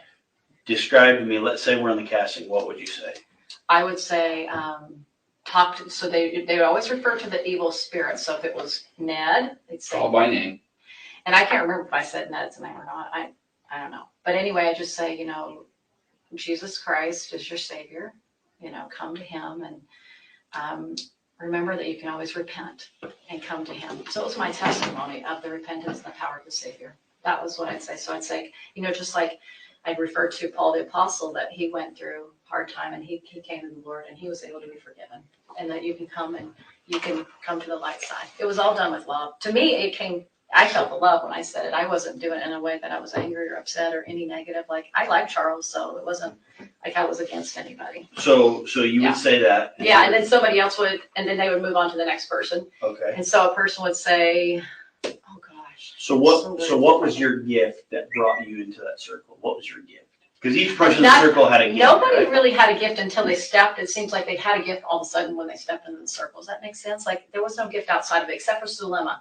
Zulema seemed to be the one that had the gift of moving the earth, because she seemed that visionary stuff she could see. So she was the only one that I knew of that had that kind of gift. Do you remember Lori gave anybody assignments? See, and then her saying this about Zulema has the gift of moving the earth. And remember in Ian's paperwork, I call it paperwork, in Ian's letter that they had, we got a long time ago, he said that Alex and Zulema stayed in Las Vegas to work on earthquakes. Do you remember that? So apparently Zulema is really like, has she talked about the fact that she thinks she can move the earth or anything? She acted so naive in her interview, like, I can't remember that. And I really loved him. And yeah, he tried to wrap me up in plastic and I think I was going to die, but I don't know, not buying it anymore. But again, they probably are sort of against each other too, Melanie and Zulema, for sure. All right, I'm going back. It's okay, you be water, you be fire. Yeah, a little bit. As she started to learn it more, but that probably backed off after a while because she stopped. Like I said, she got rid of some people in the group. So then it kind of just branched off to her and Lori would do a lot of it on their own in the temple. And I'd come and see them in the temple later. I was like, hey, what's going on? And she's like, oh, we just were talking about how to, do this and da da da da. Zulema, Lori? What? Who? Lori and who? Zulema. So they'd be in the temple doing it sometimes. And they would just do it like they'd sit beside each other and just hold hands or something like that. Like nobody could really tell what they're doing. And they would talk about, I see them talking and then they would just close their eyes and then think that they could do something like leave their bodies, and I've heard people do weird stuff like that. Like, it happens to people. I don't know. I've never had those experiences, but anyway. So somebody would do something about water and I can't remember the words. They were so different. Sorry, I'm trying. Crystals or whatever, and I'm trying to remember Nicole and Christina. Like, what would they have said? That's okay. I don't really remember. So you guys go around the circle. Each person says their part, right? Yeah. And that comes back to Lori. Most likely. Mm-hmm. And how does Lori close it? Like, how do you guys get done with the casting? She would invite the spirit to come out of the body, and I think a few times, if I remember now, it's so long since I thought about this. Zulema, they would try to, what's the right word, seal it up or something like that. Seal it. Like sealing a Like blessing? a sealing, yeah. Like try to seal it where they could, that light energy that was going into them that would cause that evil spirit go, okay, I'm gonna leave now. So they were trying to invite it to leave now. And she just talked to, I think at the end she would just try to seal that up and try to think she had the power to talk it out of leaving the body. And that's something you believed in at the time. I kind of believed in it. I didn't 100%. It's hard to 100% believe in anything that's not true. So at the time, I thought, well, I don't know if this is effective or not, but it seems that's the direction she's going because she doesn't know what to do about this evil spirit in the body. I don't know if it's working or not because she's saying one time it's here and then I said, Chad, say all the body left. So when the first entity first left, Ned, it got really weird after that. Actually, she called Chad. She's like, "Did we get the body? We had a prayer. Did we get the spirit out?" Because he would be the one that deemed it, and he'd say, "Yes, it left." And then, well, where is it? And then, what is his body dead? Because they thought maybe his body would drop dead, which never happened. So she thought that Charles was dead. Okay. Yeah, thank you. It takes a while to remember all this stuff because there's so many details. And I'm just visualizing as much as I can. So I remember then she said that. If you knew, okay, so this interview was done April 30th, 2021. So just months ago, right? If you were a big witness in this murder, huge murder or serial killer trial, wouldn't you have been writing down like all the details, going back to remember, like bringing it all back and writing it down instead of like, I just don't know why she's so like, I can't remember that and I can't remember that. I feel like I know a lot of it you probably can't remember, but how many castings you did, who you were casting out, it seems kind of a big deal, like stuff you would remember, you know?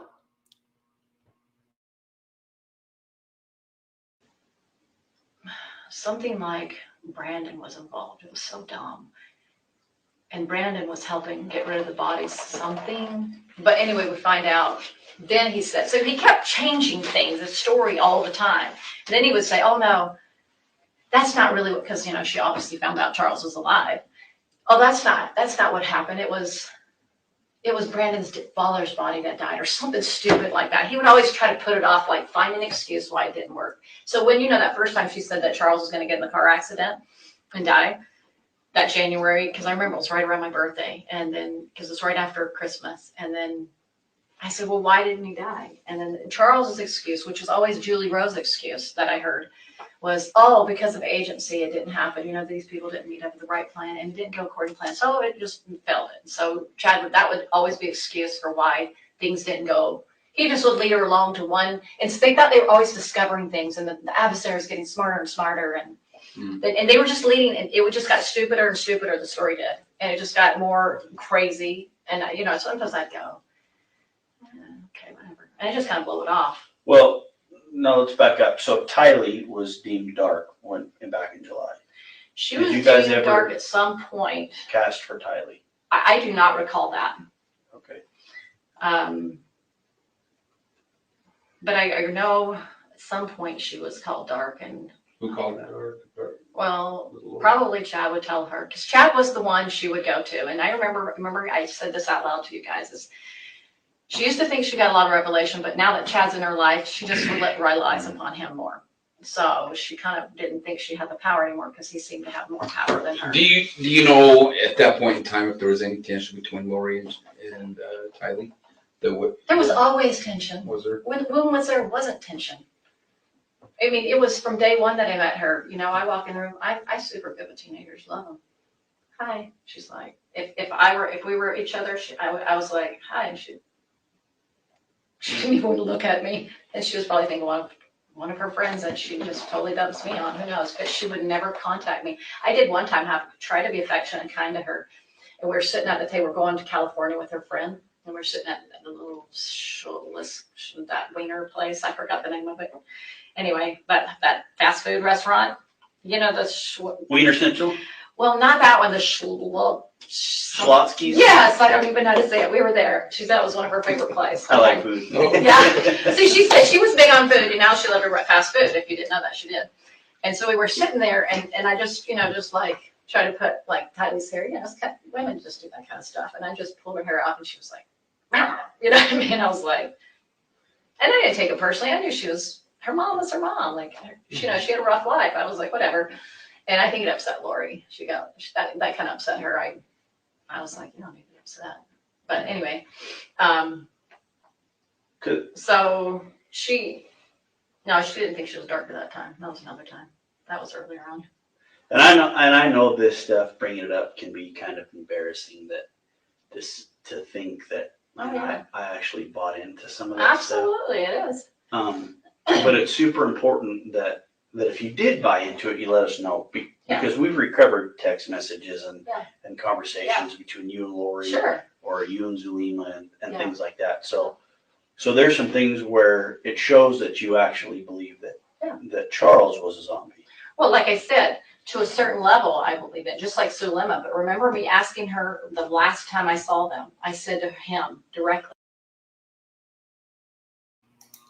Now, this part, she's saying, did you believe that he said did you believe Charles is a zombie? And she's like, well, to a certain extent, I believed it. I think they all bought into this thing. If you were sitting there doing these castings and everything, you clearly believed what you were being told. Otherwise, you'd be like, yeah, I got a cold. I'm not coming. I'm sorry. You know? I have so many questions. Okay, I'll go back. It's like, and this was just to show you where my beliefs were, and Zulema's. I said, I'm not 100%. Now, here we're not influenced by Chad and Lori because they're not in the room. This is us three now, alone, without their influence, and Alex. So here we're in Zulema's home, and I remember he's sitting right by the door, and she's in the kitchen, and I'm right here. And I go, 100% of the zombie thing, I'm still not 100%. Okay, so that's what I said.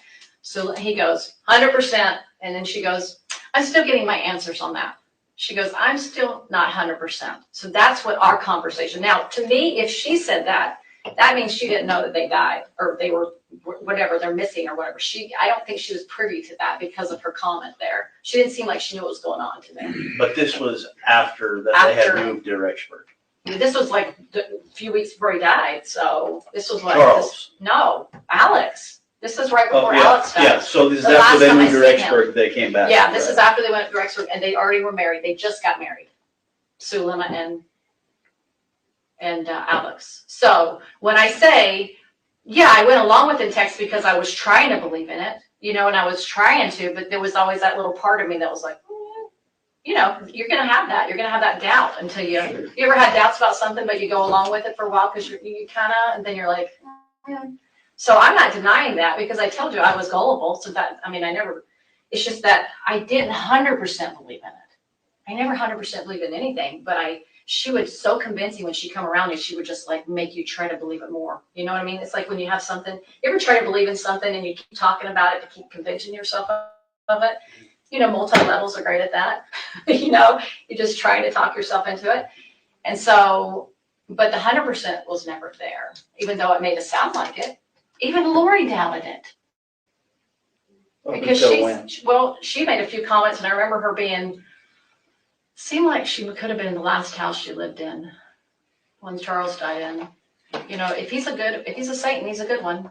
Or maybe she was in Texas too. It was in one of those. So I'm just saying, how do you 100% believe in something that's not true? It's very difficult to. This time that you were with Alex, Zulema, and you, where was that at?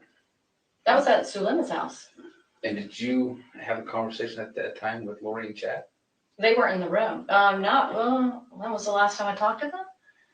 Well, remember I was already coming down. I thought you said that you talked, or you just got to talk to them or something. No, I said we weren't talking to them, so we weren't in their conversation. Like we were just talking, the three of us. Oh, okay. So I want to make that clear that they weren't under our influence. They weren't trying to influence us. I was trying to say we three got to talk without them in the room, which really because they left. No, but they were wherever they were. Okay. I don't know where they were. And it wasn't that you hadn't been on earlier with any phone conversation or anything. The only phone call that I share with everybody, which is the truth, is when I was coming down from Utah. Remember, it was the Thanksgiving time. And remember, I said I did the three-way call, and I called them to say, hey, let's say a prayer. I'm worried about them. Zulema got on the phone call. She didn't really seem like she understood what was going on. Because I asked Lauren, like, does she know what's going on? She's like, oh, yeah, she lied. Anyway, so when I was listening to Zulema, I was like, I don't think she understands what's going on. I got that feeling. She's like, what is this about? I just want to make sure that So that was the last conversation I had with her, Okay. was that conversation on the phone when I prayed, when I had a prayer, I was worried about, they said the kids were With being Lori. kidnapped. Yeah. Okay. Well, actually, I was in the car with David, so he heard it because we had it on the speaker thing. Right. And so anyway, so that was that conversation. And then it got busy for me. I was doing Thanksgiving. And then I went over to their house. And anyway, it was the last time I saw him. And he said, I 100% believe in it, Melanie. Alex. And so this is the thing, is I think because he 100% believed in it, he had to, because at this point he had probably killed the kids, is my guess. He probably did it. I don't know. I'm guessing. Maybe you guys are guessing too. But he 100% believed it. And she didn't 100% believe it.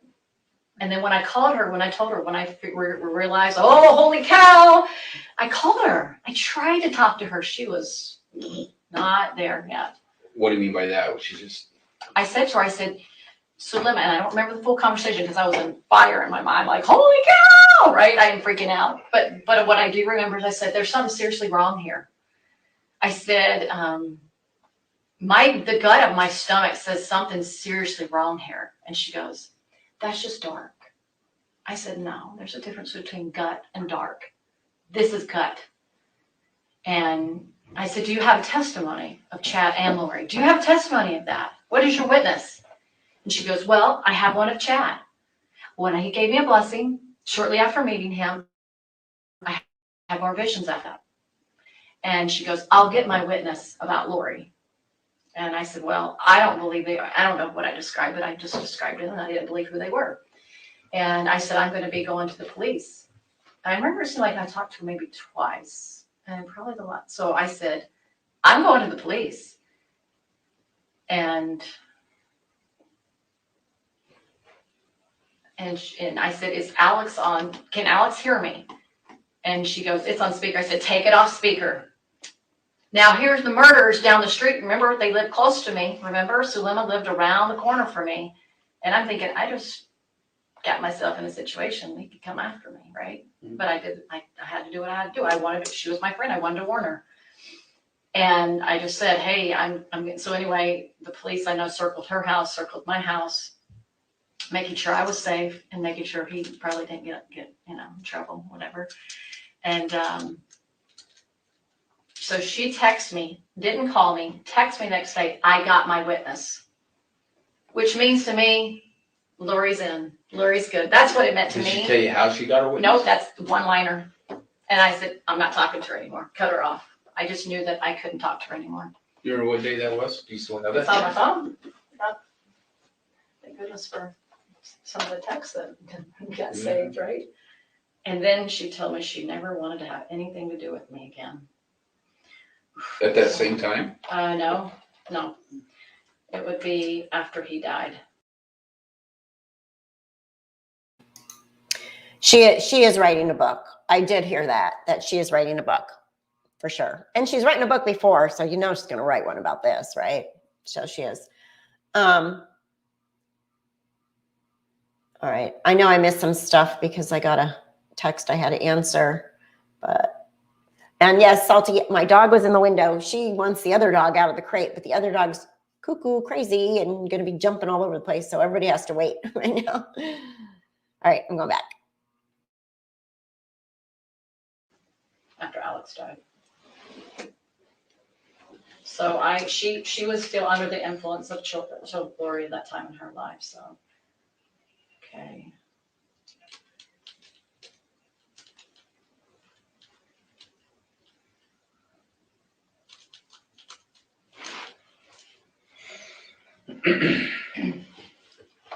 Just gonna step out here.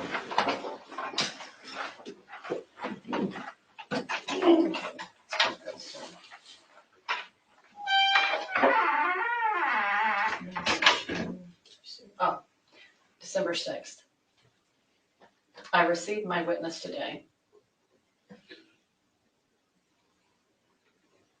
On December 6th? Yep.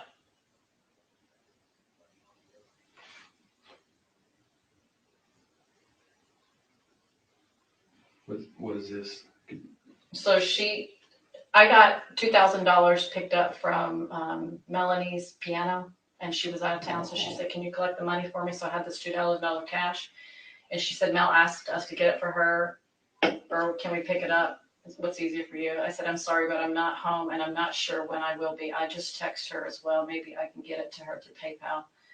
Just PayPal it to me. I can't right now because I don't have enough money in my account. If you'll anyway, she goes, oh, let me know. Thanks.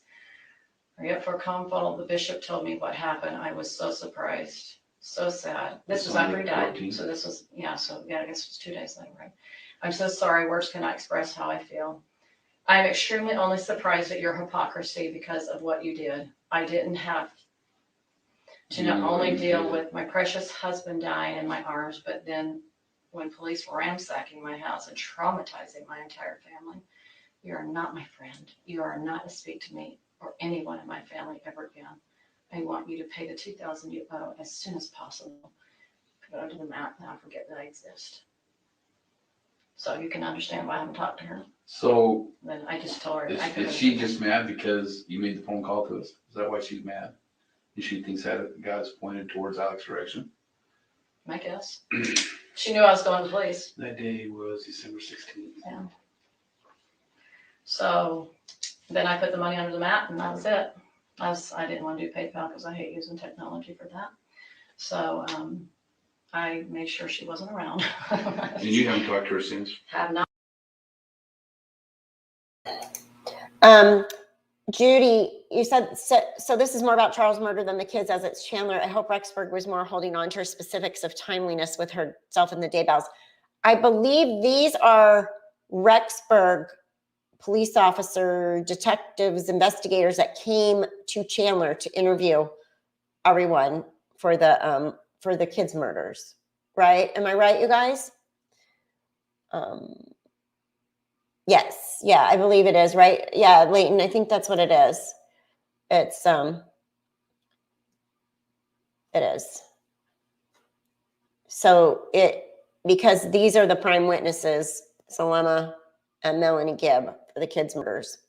But they're going to go all the way back into all the stuff that the defense might bring up, which I can see Pryor having a field day with these two. I mean, really, for real. Excuse me, I'm sorry. I heard Melanie Gibb got divorced from David recently after that short-lived marriage. I wonder if that's true. No, they did not. In fact, she brings that up when she comes in at the beginning. They aren't divorced. They aren't separated. And we know that for a fact. So that was just a rumor. It wasn't true. All right, I'll go back. Not talked to her, nor have I seen her. Wait, have I seen her? Yeah, I think I saw her a few times at the passing of the temple, and she wouldn't talk to me. So, and then the temple got closed shortly after. So, anyway, I haven't seen her since. Yeah, so sad. One of my friends, Kelly, she saw her at the temple after it happened, and she was like, "Oh, Kelly, my husband died. Can you see him? He's here with me." And she's like, "I don't see anything. I don't see spirits." So she's going on about how he was her husband. I mean, she was deceived so much. So sad. It was very sad. Mm. She did not know how evil he was. I mean, all that I've learned about him, didn't sound like he had a good past, you know? That's interesting. Yeah, so I believe her energy work is the one that got her deceived. Because she could communicate through the veil. I had no gift, so.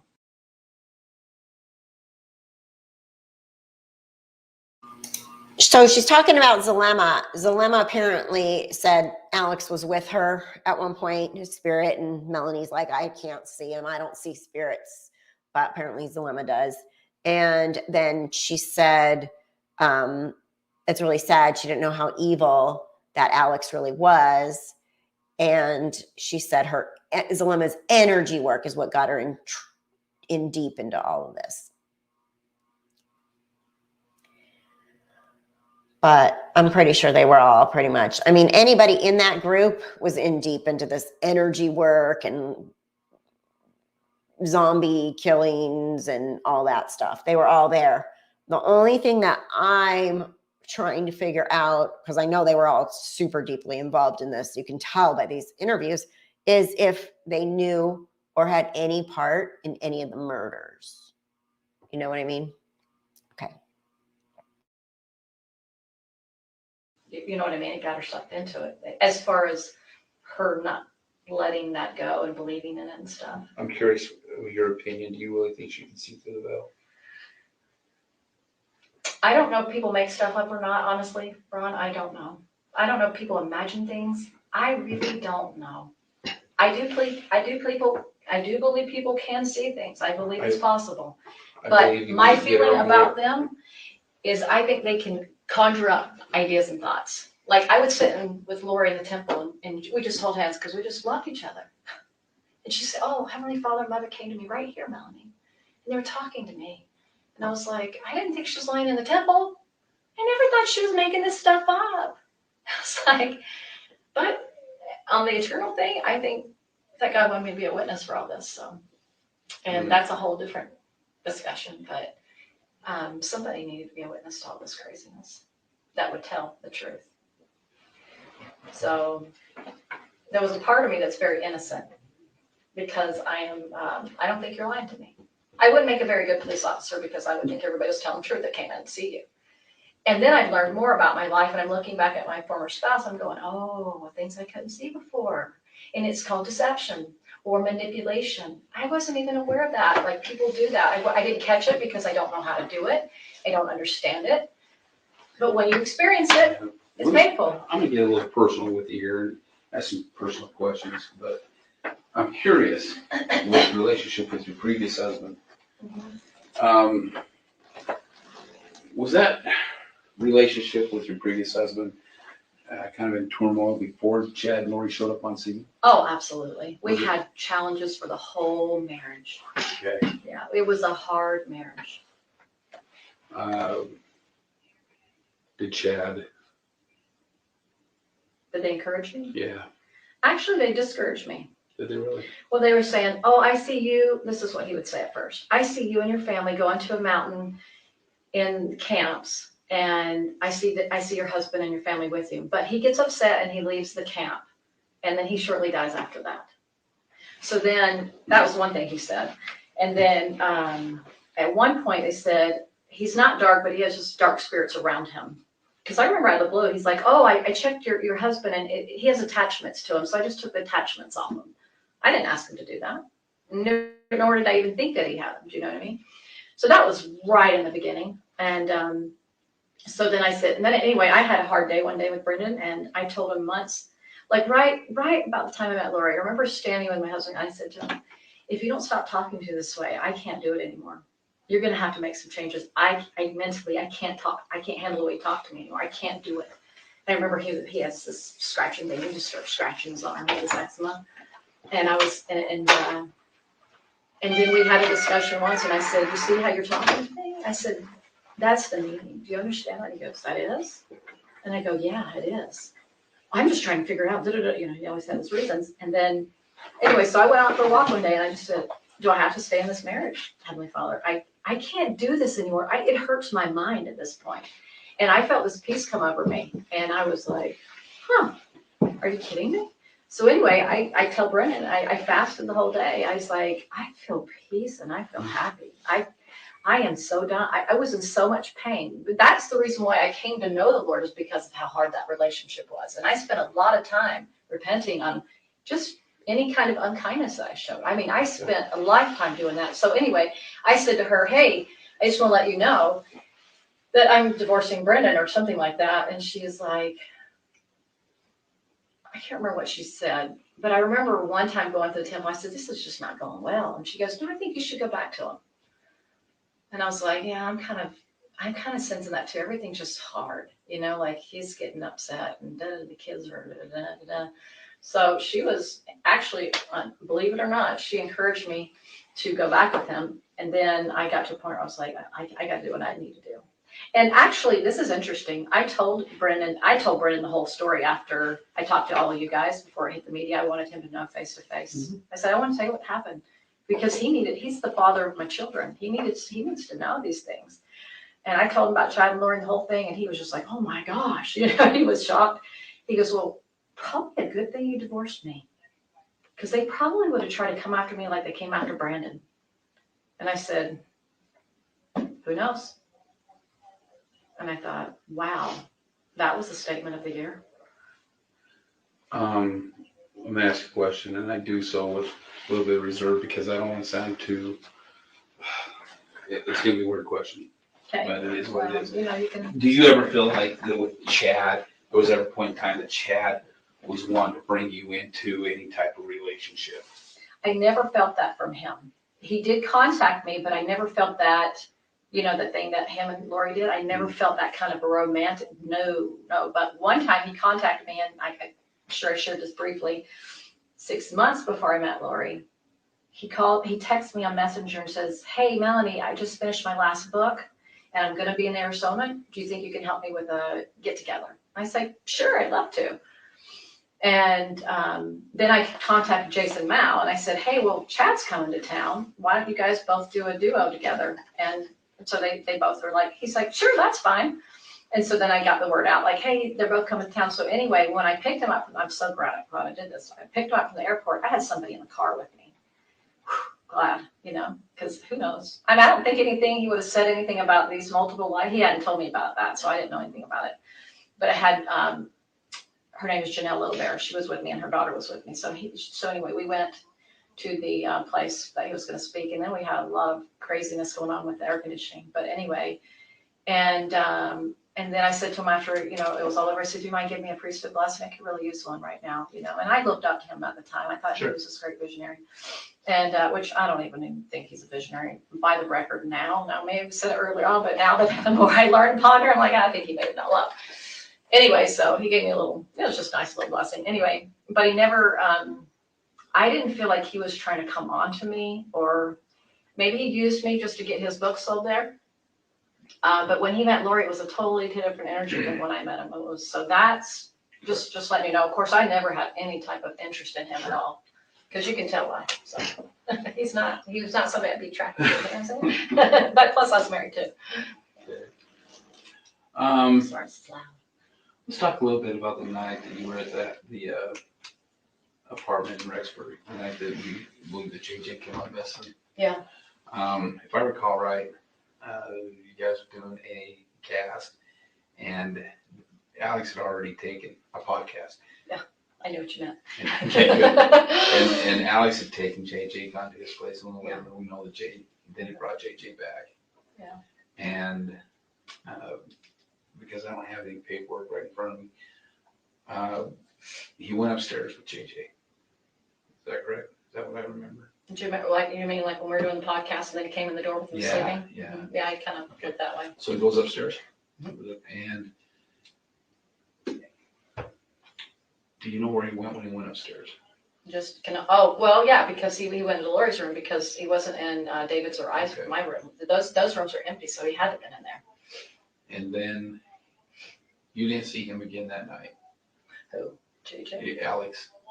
He left. No. And Jay left. JJ still up there. Yeah. And I never saw JJ either. Right, but Alex left. You watched him leave. Yeah. Okay. Well, we heard the door open and close, and we probably said it like good night or something. You have to remember, these investigators that are interviewing her, they're for the prosecution, that she's their witness. So they're trying to get her story straight so the defense doesn't blow their case. So Pryor doesn't, attack her and make her look like she's all over the map. So that's the thing. These are people are working for Rob Wood. They're down there. They're down to Chandler interviewing her so they can make sure they have a solid case where she's not going to fluster on the stand. So they're trying to dot their I's and cross their T's to make sure that her story isn't going to get all screwed up by Pryor. Right now, I'm not so convinced that it won't.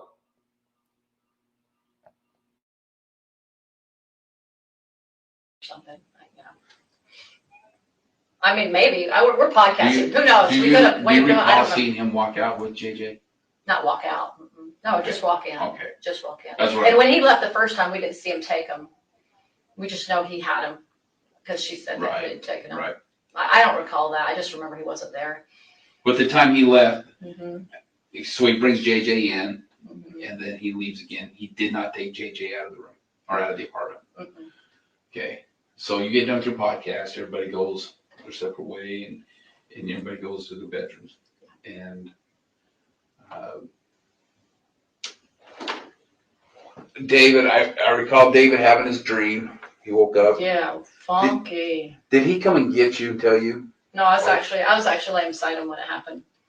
In which room? In JJ's official room. Okay, so he woke up and you're this at the side of him. Yeah. And tell me about what happened from there. His heart was beating. He was distressed. Okay, I am so suspicious of this story. I can't even tell you. This story makes me think it's just a cover for why they were texting in the middle of the night. And I hate to say that, but listen to this story. He said, I just had this really bad dream. And then he kind of sat up and he was just, and he just was, I said, well, tell me about it. And he's like, it was just so dark. He's like, I saw an earthquake and I saw people hurting and I wanted to help them and I couldn't, and something like that. That's what it feels like, remember. It was like his heart was hurting. Like his whole body was under distress. When he has dreams, they're like lifetime dreams. You know, some people dream vividly. I do not dream like that. He has incredible dreams where he feels everything in his dream. So it affects him at a totally different level. Okay. So that's what happened. So then I think, oh my gosh, maybe some evil spirit, because, you know, they were always talking about it. So I text Lori and I text Chad. I'm like, I don't remember what I said. Probably, are you awake or something's wrong, Chad. David, I don't remember what I said. I just remember trying to get to them. So I said, I'm going to go get Lori, see if she can help out. The door was locked. And so I was like, I don't know. She's not, I don't know if I should try to wake her up or I just decided just to come back and see David after that. So you tried the door handle. It was locked. It was locked. Did you knock on it? Maybe. I probably did, but there was no answer. I don't remember if I probably did, but, and I think I tried calling her too and texting her. And I think Chad, I tried calling him. I thought maybe he could help out. Neither one of them responded to me, as you probably could tell in the text. You probably saw that. Nobody responded to me. So I just went back to bed. And then we woke up next morning and she was happy chappy. How was David? He was better. He felt better. He was like, that was a bad dream. Then we would tell them like, hey, he had a bad dream last night. She's like, oh, that was Julie Rowe. He attacked her. Once again, throw Julie into it from a distance. Chad said Julie Rowe attacked David? Well, Lori probably said it, but you know, she always went through him. So when I say it's kind of, they're both, they who knows, they both, and then I don't even know what I believe anymore, what she says that he says, because she's such a liar now. At this point, I'm like, I don't know anymore who said what, but between the two of them, they came up with it. They always throw her into the bus, you know. It's because because right before that earlier that day, we went to that lot where, you know, that land was going to be for sale. And so we were talking to a friend of Julie Rose. His name was Keith Levitt. And Keith Levitt was there with his wife, Suzanne. And then the realtor was there. And Alex was there. But Lori wasn't there. David thought she was there. I said, no, she went home after that. He goes, I forgot that. Anyway, and so anyway, because we saw her, we thought, oh, she's going to tell Julie Rowe. Keith is going to tell Julie Rowe that we were there because he saw us, because they're really tight. Keith and Julie are super tight. So that's why they threw that, you know, Julie Rowe attacked him that night because, you know, Do you remember by chance what Lori was wearing in the morning when you guys got up? She was typical wearing spandex pants and spandex shirt. I don't recall, but that's usually what she had on. was it the same clothes that she had on the night before? Oh, gosh, I do not remember. I know that's kind of a tough No, one. I don't remember details to stuff like that. It's not one of those things I pull, unless it stands out for a reason. I wish I could tell you. Okay. That'd be good to know, but I don't know. She usually had new clothes on every day, if I can remember. It seemed like she had fresh clothes on every day. She was kind of into her clothes, so. All right. That night on the 22nd. Yeah. Try to remember as best you can, okay? So it's a Sunday, Yeah. right?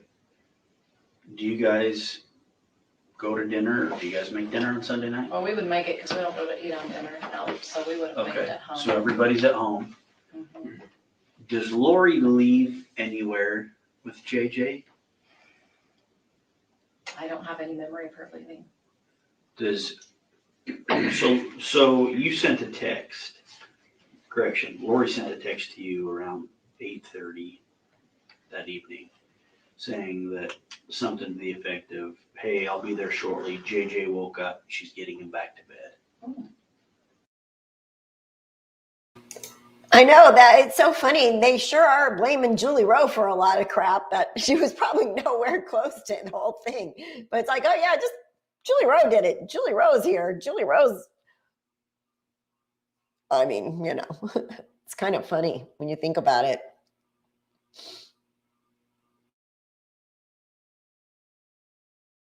Do you know where she was at or where you were at when she sent that text? Gosh. Man, that doesn't even sound familiar. Maybe at Alex's house. I mean, that's the only. It's the only place that she Do could you, be. Or do you have that conversation with her on your phone right now? no, I think I deleted everything. I was freaked out when it happened. Sorry. I wish I would have kept it on. Sorry. So, and I can get So that. say it again. So who's speaking? Say it again. So Lori She texts me and says, says something to the effect of, I'll be there I'll shortly. be there shortly. JJ woke up and I'm trying to get him back to sleep. And that was at night. It was about 8:30 at night. Well, okay, because we didn't do the podcast yet. Okay. We started the podcast like late because I remember thinking, man, I can't stay up this late. I'm an early bird. Like, come on. We started late, and she's an early bird too.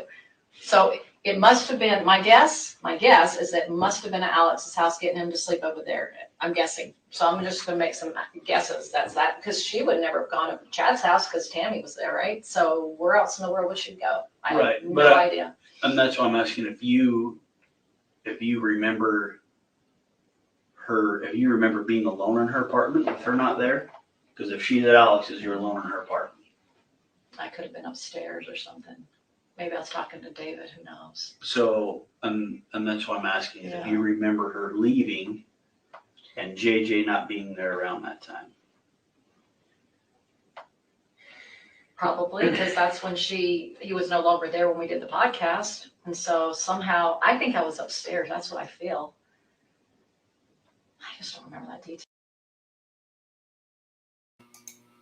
I know, exactly. Okay, David's a grown man, what, 50 something, 60 something years old, and he has a nightmare, like we all do sometimes, and he wakes up and he was all blah, blah, blah, blah, blah.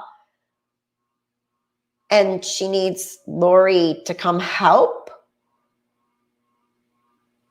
It doesn't add up unless they heard or saw something that they shouldn't have, or I don't know. I don't know. Because I had any reason not to remember that, I didn't know anything was going on, so I didn't have a way of associating it with anything. I just knew I was going to do a podcast, and that was it. And I didn't prepare for it because I never prepared for the podcast. I just, so. And that night when David was having his dream and you send the text to Chad, and understand, I'm not casting any judgment here. Yeah, that's okay. But were you and David sleeping in the same room? Or That did you night, no, that night we were. I think so. Yeah. Okay, so and which room, if you're walking down the hall, which room were you in, the right or the left? It depends on which way you're walking down the hall. So if you're walking away from Lori's door, away from Lori's door, towards the room. towards the room. So David's, well, he was assigned that room. And then the first night, David wasn't there for a few nights. So I was in Tylee's room. So that was the room that I stayed in. And then he stayed. So yeah, left room. And it had the mattress on the floor. Okay. So that night, you guys were in the left bedroom. Yes. And the nights prior to that, you were in the right bedroom. Yeah, I was a couple, I don't know how many nights. I know at least I was like 1 or 2 nights in Tylee's room. I know that. I just gotta remember when he came there. Was it Friday or Saturday night he got there? Anyway. It'd been the first night that he got there. Which night was that? Do you remember? I don't, but you guys shared the same room the first night he showed up at the apartment. Probably. Because he was. I was there like a day or 2 before he was. Right. Because didn't I get on a Wednesday? I think a Wednesday and Thursday. So I would have been in the room Wednesday and Thursday in Tylee's room. Okay. And then I think he was there 2 nights. I think. So I think I was there for a total of 4 days. And then we left on the Monday. Saturday, Sunday. No, that was 5 days. Anyway, sorry, they blur. So anyway, I don't remember other than like something, I don't know what I said on the text. Probably something like something's wrong with David. He had a dream, something. I don't know what I said, but something to the fact that something's wrong with him. I just thought, man, maybe somebody, evil spirit. That's all I could think of. That's all I could think of. Because I was like, why is he traumatized in this dream? It's pretty intense. Anyway, it was bad. And so after you went and knocked on Lori's door, I don't know if I know I did this. tried the handle. My guess is I probably knocked, but I just decided to come back. I was like, well, she's probably sleeping, so I'll just leave her alone. And then you I guys. hate waking people up. It's not my favorite. So what was your intent in going in there? To see if she could come and help with a blessing. Like if she had some, it's like, hey, David's wrong. Can you, do a blessing? Help with that, because that's what she was into. So that was my intent. Because I thought maybe she would know what was going on, because she seemed to have all these, experiences with the other side of the veil and Jesus all the time. Like I thought, well, man, maybe they can help out. Okay. Yeah. So again, we're asking these questions because, it may be something that the defense wants to hit on. Sure. I mean, you never know what Right. they're going to want to talk to. Well, and I could see that angle. Just like, well, why were you contacting them in the middle of the night? Well, yeah, just. At one point, and I don't know if that already happened and I missed it, but at one point she says, oh, I deleted everything because I was so freaked out. So, and Dilemma too. They all deleted phone numbers. They all deleted messages, everything. So.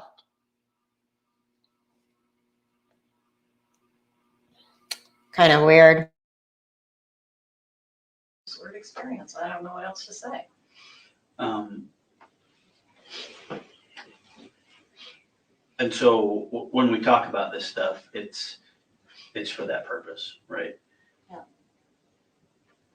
So that morning when David talked to Lori, did he express any concerns to you about JJ's whereabouts? Did he express any concerns to David. me? Mhm. I don't recall him expressing concerns. On the drive home, did you guys talk or text Lori or chat? No, I mean, what would we have said about JJ? Just, I know that he questioned her, like, where is JJ? Let me see if he has a zombie in him. And he didn't believe it. I mean, I don't remember. Was he saying that kind of mock? Or Um, was he really? no, I think he was genuine. Okay. Yeah, he's not a mocker. He's pretty genuine about these kind of things. I just don't remember that full conversation. And that's why I asked, because if he was concerned, right? Oh, JJ has right, a like he zombie was, in him. yeah. It would be, I would think that maybe you guys would maybe discuss that if you could remember discussion on the way home, because it was kind of a long drive, right? And then during that drive, there was 3 or 4 phone calls that you made to Lori Okay. during that drive, and do you remember what that conversation was? It's jogging my memory. Holy cow. I know it's a lot to remember. Well, you could have asked this like a long time ago. That would help. I I just, Well, and I don't even know if I would have remembered because it wasn't significant enough for me to remember. There's certain things I remember, and some things I'm like, don't remember that. It's possible we could have talked about it. I mean, it's highly possible. And do I remember? I don't remember the words. How do you remember how she was, her tone, her demeanor on the phone with you? Was she? I don't even remember the conversation. That's the hard part. I don't even remember talking to her. Is it normal for you to call her 3 or 4 times in a day? That's not unusual. That's not unusual. There were periods of time where she talked to me more, and then she'd move and she'd be maybe focused on Melanie. So if she was focused on somebody else, she wouldn't. But I was with David, so, didn't have as much when I was with David. So it went through, gaps here and there where I did and didn't. In the beginning, yeah. And then when she moved and stuff, it started getting a lot less. I don't remember the conversation. I'm sorry. I'm sure she probably talked about those things. That's all that seemed to be on her mind all the time. Okay. I mean, yeah, if they bring them up, they're gonna, whenever they ask me in court, happy to talk about it, but I don't remember them. Prior to those podcasts, had Chet been over there? Yeah. You know what time he left? We probably talked about it, but So I think we figured out, if all my remembering, it seemed like he was there on a Sunday, right? And then he was there even before Chet. Yes, he was there when I got there that day or the next day, because I remember they were doing their little music thing they had going on, so he was there then.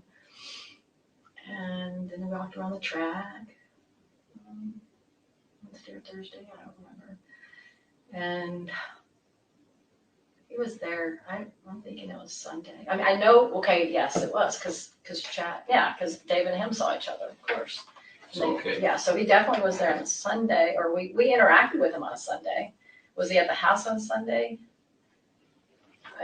Anyway, he was at one point. I remember he was in the kitchen at one point, and I remember David was there. So I just remember they were both in the house at the same time. Do I remember exactly when it was? No. But he always seemed to like to go home because of his wife, so he didn't want to upset her. I had that feeling, something like that. So he probably didn't stay too late.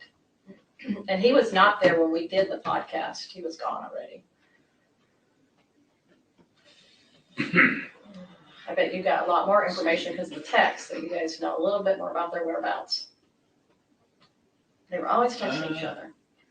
But who knows? You know more than me. So, 23rd. I know you're trying to help. So the night of the find a way 22nd. To pin them on a, I know, I So- wish I could just remember more. So the 22nd would have been a Sunday, 22nd Sunday, yeah. okay? And that's the night of the podcast. And that's the night that David got there?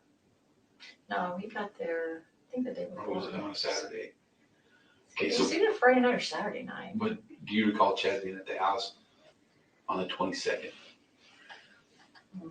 that Sunday? I know it's tough. I'm gonna say there's a high chance he was. Right this moment, I have to put pieces together to figure it out. The days blend to me. When you're there 5 days and you're trying to figure out which day, that's hard for me. The morning of the 23rd, when Lori's up and about in the kitchen, when you guys get ready to go, does she say anything about Chad? I don't know. I didn't see him there. I don't remember seeing him there. I don't remember. That she's talked to him that morning or anything? I don't know. David remembers this part the best because he had a conversation with her. And he remembered it because we were leaving and, he talked about it. Now, I remember that whole conversation to whatever I was listening. I know he was over here and I felt like I was in the living room for some reason. But I couldn't remember. I was like, was it that day or that? I was kind of like, was that Saturday or was it Sunday or what day did she say that? And so he did remember that it was that day, which I'm grateful that he remembered it was that day. Sure. But yeah, I remember her telling me about and I remember she was doing my hair. I think it was that morning. Yeah, it was Sunday. So it really helps if I can start remembering things associated with it. With Sunday? Yeah, she did my hair. She cut my hair in the bathroom downstairs. And she even colored it. She couldn't do upstairs, but it was enough room, so went downstairs. So we were in her bedroom. She We were in cooked her her hair downstairs Yeah, I think, or upstairs. no, downstairs. And then it seemed like we started off in her bedroom, doing my hair. And then she's like, let's just go downstairs. It's easier down there. I don't know why. I can't remember the reason. She just thought it was easy. Now, she had all her stuff up there. So I don't know. Upstairs. Yeah, but she says she deleted them because she was freaked out. So she knew there was something on there, right? It wasn't just like, oh, I'm going to randomly delete my messages and make room. She says she deleted them because she was freaked out. So that's why I thought that was weird. Yeah, I mean, that was all well, because there was hardly anything downstairs in that bathroom. There wasn't a lot down there. It was pretty empty. I remember there was probably a few things in there, but not much. So it was small. So anyway, I was sitting there and I remember looking in the mirror and I remember David was back there in the kitchen. I don't know. I mean, he was somewhere in the house, obviously. And then I remember her doing my hair here and her cutting it. And David didn't like my hair short. So anyway, it's a long story. But anyway, she's trying to trim it up. I remember it was like off a little bit. And it was pizza boxes or something, and JJ was trying to cut them something. I'm trying to remember what she would make for breakfast, and she wasn't a cooker. She wasn't much of a cooker. But we had something. Melanie, let me ask you this. With multiple probations. Yeah. Were you 100% believer in that? Probably sounded like I was, but there was always that question mark. Everything's a question mark for sure, but did I sound like I believed in it? Yeah, I tried to. I tried believing it at times. She'd tell me stuff like, no. And then sometimes I was like, I don't like this because I'm not, Well, I haven't lived very many lives. what was your spiritual name that she would use for you? Phoebe. Phoebe. I don't remember if she had another name for me. Man, it's the memories. And then how were you related to her? How were you related to Lori? So she was Joseph Smith's, but I forgot his name now, but one of his descendants, right? One of his great-great-great-great-grandfathers. So he was his great Joseph Smith. Anyway, her name was Mary Smith, and he was whoever the other Smith man was. I forgot his name now. I used to know. And I was the oldest of all her kids, and I was Phoebe. And then the last one was Christina. She would have Christina, I think, at the last or the second to last, something like that. She had like 10. With the same father? Yeah, so that she only had one husband in that one, according to her. Now, I don't believe that now, just for the record. I Right. do not believe any of this stuff. So Lori was your mom? That's right. Okay. Yeah. Because there's times you call her mom and some Yeah, text messages. Yeah. Um, Did I 100% believe in it? Say like, I varied in the 90s at times, but I tried to like, is this really, I mean, there would obviously be like, is this really true? This is so far out here, I definitely questioned all of it. I mean, well, but it sounded like I did, because I referred to it as I did. and that's the thing we want to address is, Yeah. it's probably going to be something the defense hits on, right? Sure. I mean, based on all this stuff, Yeah. reading the text messages and the conversations. Yeah. It looks like you were probably closest to Lori more than anybody in that group, even probably more than Zulema. Yeah. And so, be prepared. That's probably something that they're getting hit on. And there are some text messages where you call her mom and, you talk about different things. Yeah. Charles being shorter because he's possessed. Yeah. Different things like absolutely. that it does make it look like. I And believed it. I can believe that you believed it, right? I mean, they're manipulative. Uh-huh. And there's things that they said and people bought into. Yeah. We just want to get ahead of all that stuff. You want to before it prepare me. comes out in court, right? And that's my testimony is always going to be like it's going to sound like it. If he said it's going to sound like it, according to text, I believed it. And yes, I did believe it to a certain level. But can you ever believe in something 100% that's not true? Well, I don't think any of us can. But that's my thing is, you believe it enough to sound like you believe in it. Well, I know. Does that make sense? No, it makes sense because a lot of Yeah. people who believe in whatever faith they believe in Right. will sometimes question that faith. Right. I get that. Yeah. Like if I say, do I believe in my church? Is it 100%? Yeah. I believe 100%. Do I believe in Lord? Not 100%. But there Never have said been times with your church, you're like, sure make it hard sometimes. Oh, no, I always know it's Yeah. his. I always See, know I think it's his. I think there's a lot of people out there that are like that. They'll just go, No, don't always believe in everything. Sometimes I might be like, oh, I'm not sure about how I feel about vaccines and profit doing it. Yeah, I have a little bit of that feeling. So, but I know. So in Zulema's interview, she says she still has the scissors that Lori gave her. And then she's like, I don't know why she gave them to me. And then they were like, they talked about, well, she couldn't take them on a plane, but she brought them on a plane. But then maybe she checked them in the luggage because you could check them on a plane. Maybe. But these $1,000 scissors, I was like, $1,000 scissors. But Lori's a hairstylist, someone pointed out. So hairstylist scissors are really expensive. So that's probably what they were. But Zulema has them for some reason.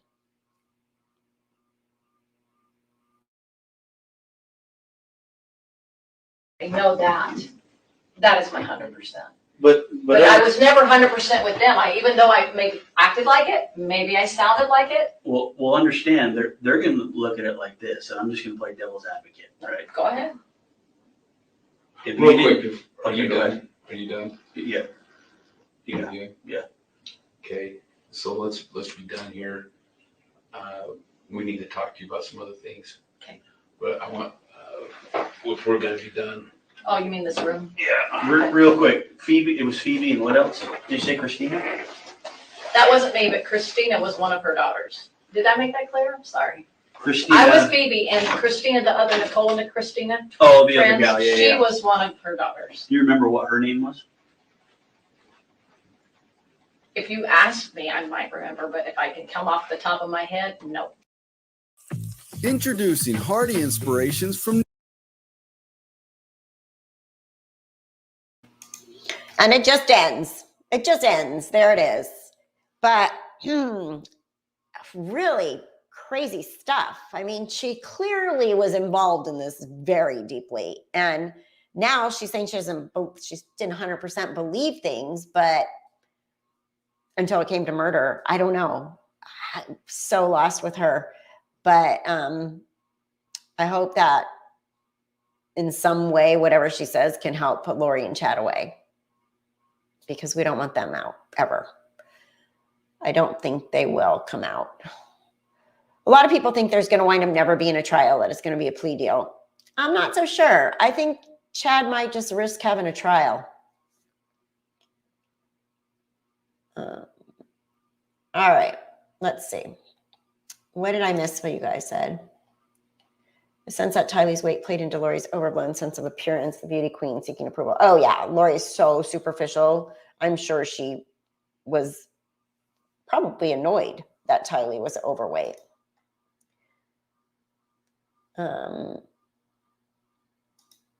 She didn't question it when she was moving Charles' truck and hiding the stuff. True, right? Although, you know, I don't know. Maybe I would help my friend move their husband I believe they're baloney about their husband, you know, and they're going through a divorce and stuff. I'd be like, it's your truck too. I don't know about that.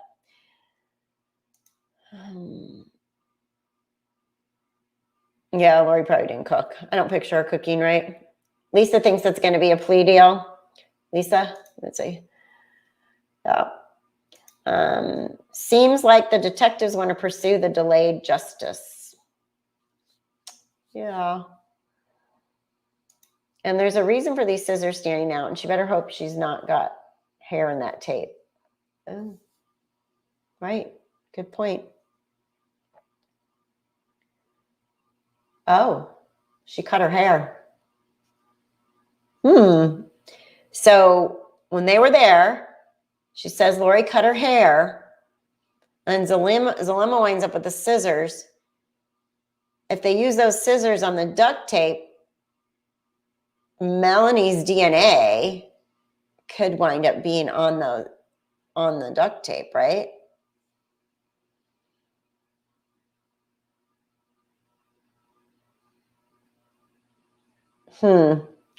Or she wanted those scissors to be found in someone else's possession and not hers. And she was maybe trying to get Zulema somehow framed. There's so many avenues to go with that, with the whole scissors thing.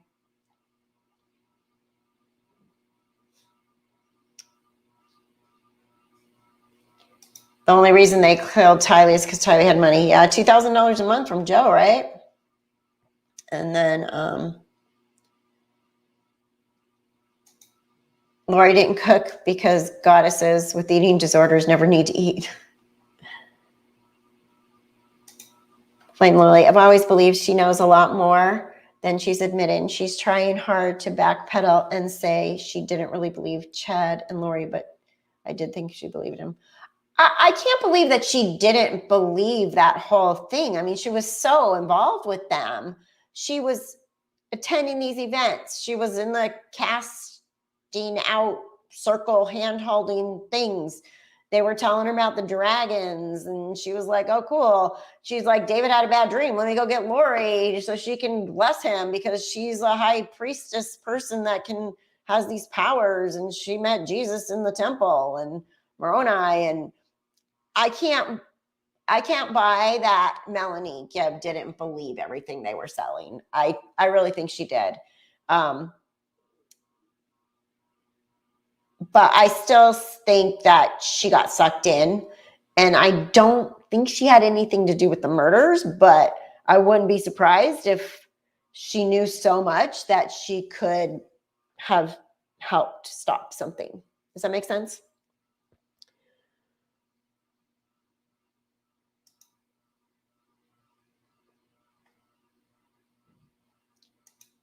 Jen, everyone knows you don't use hair scissors on duct tape or paper. She wouldn't use those. Maybe she wouldn't.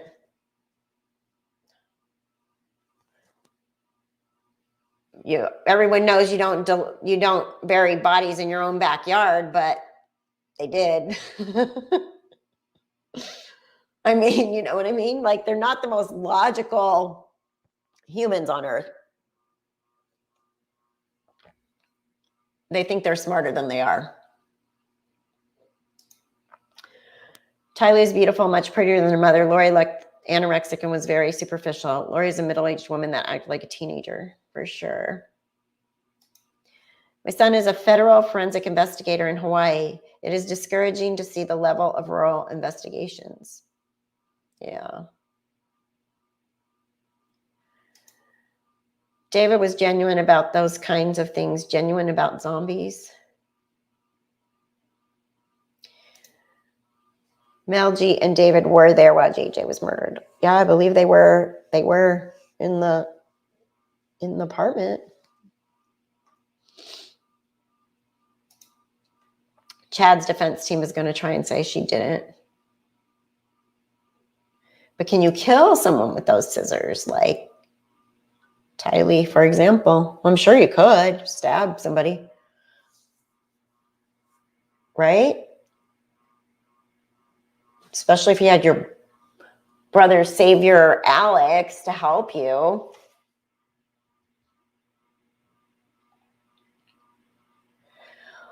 All right, guys. So that was that. I am going to say goodnight and go eat dinner. And thanks for dropping in for this viewing of that interview. Appreciate it, all of you, so much. Okay. Before I say goodbye, this is kind of weird because she didn't want anybody to think she slept with David in that same room, but now she's saying she did. So odd.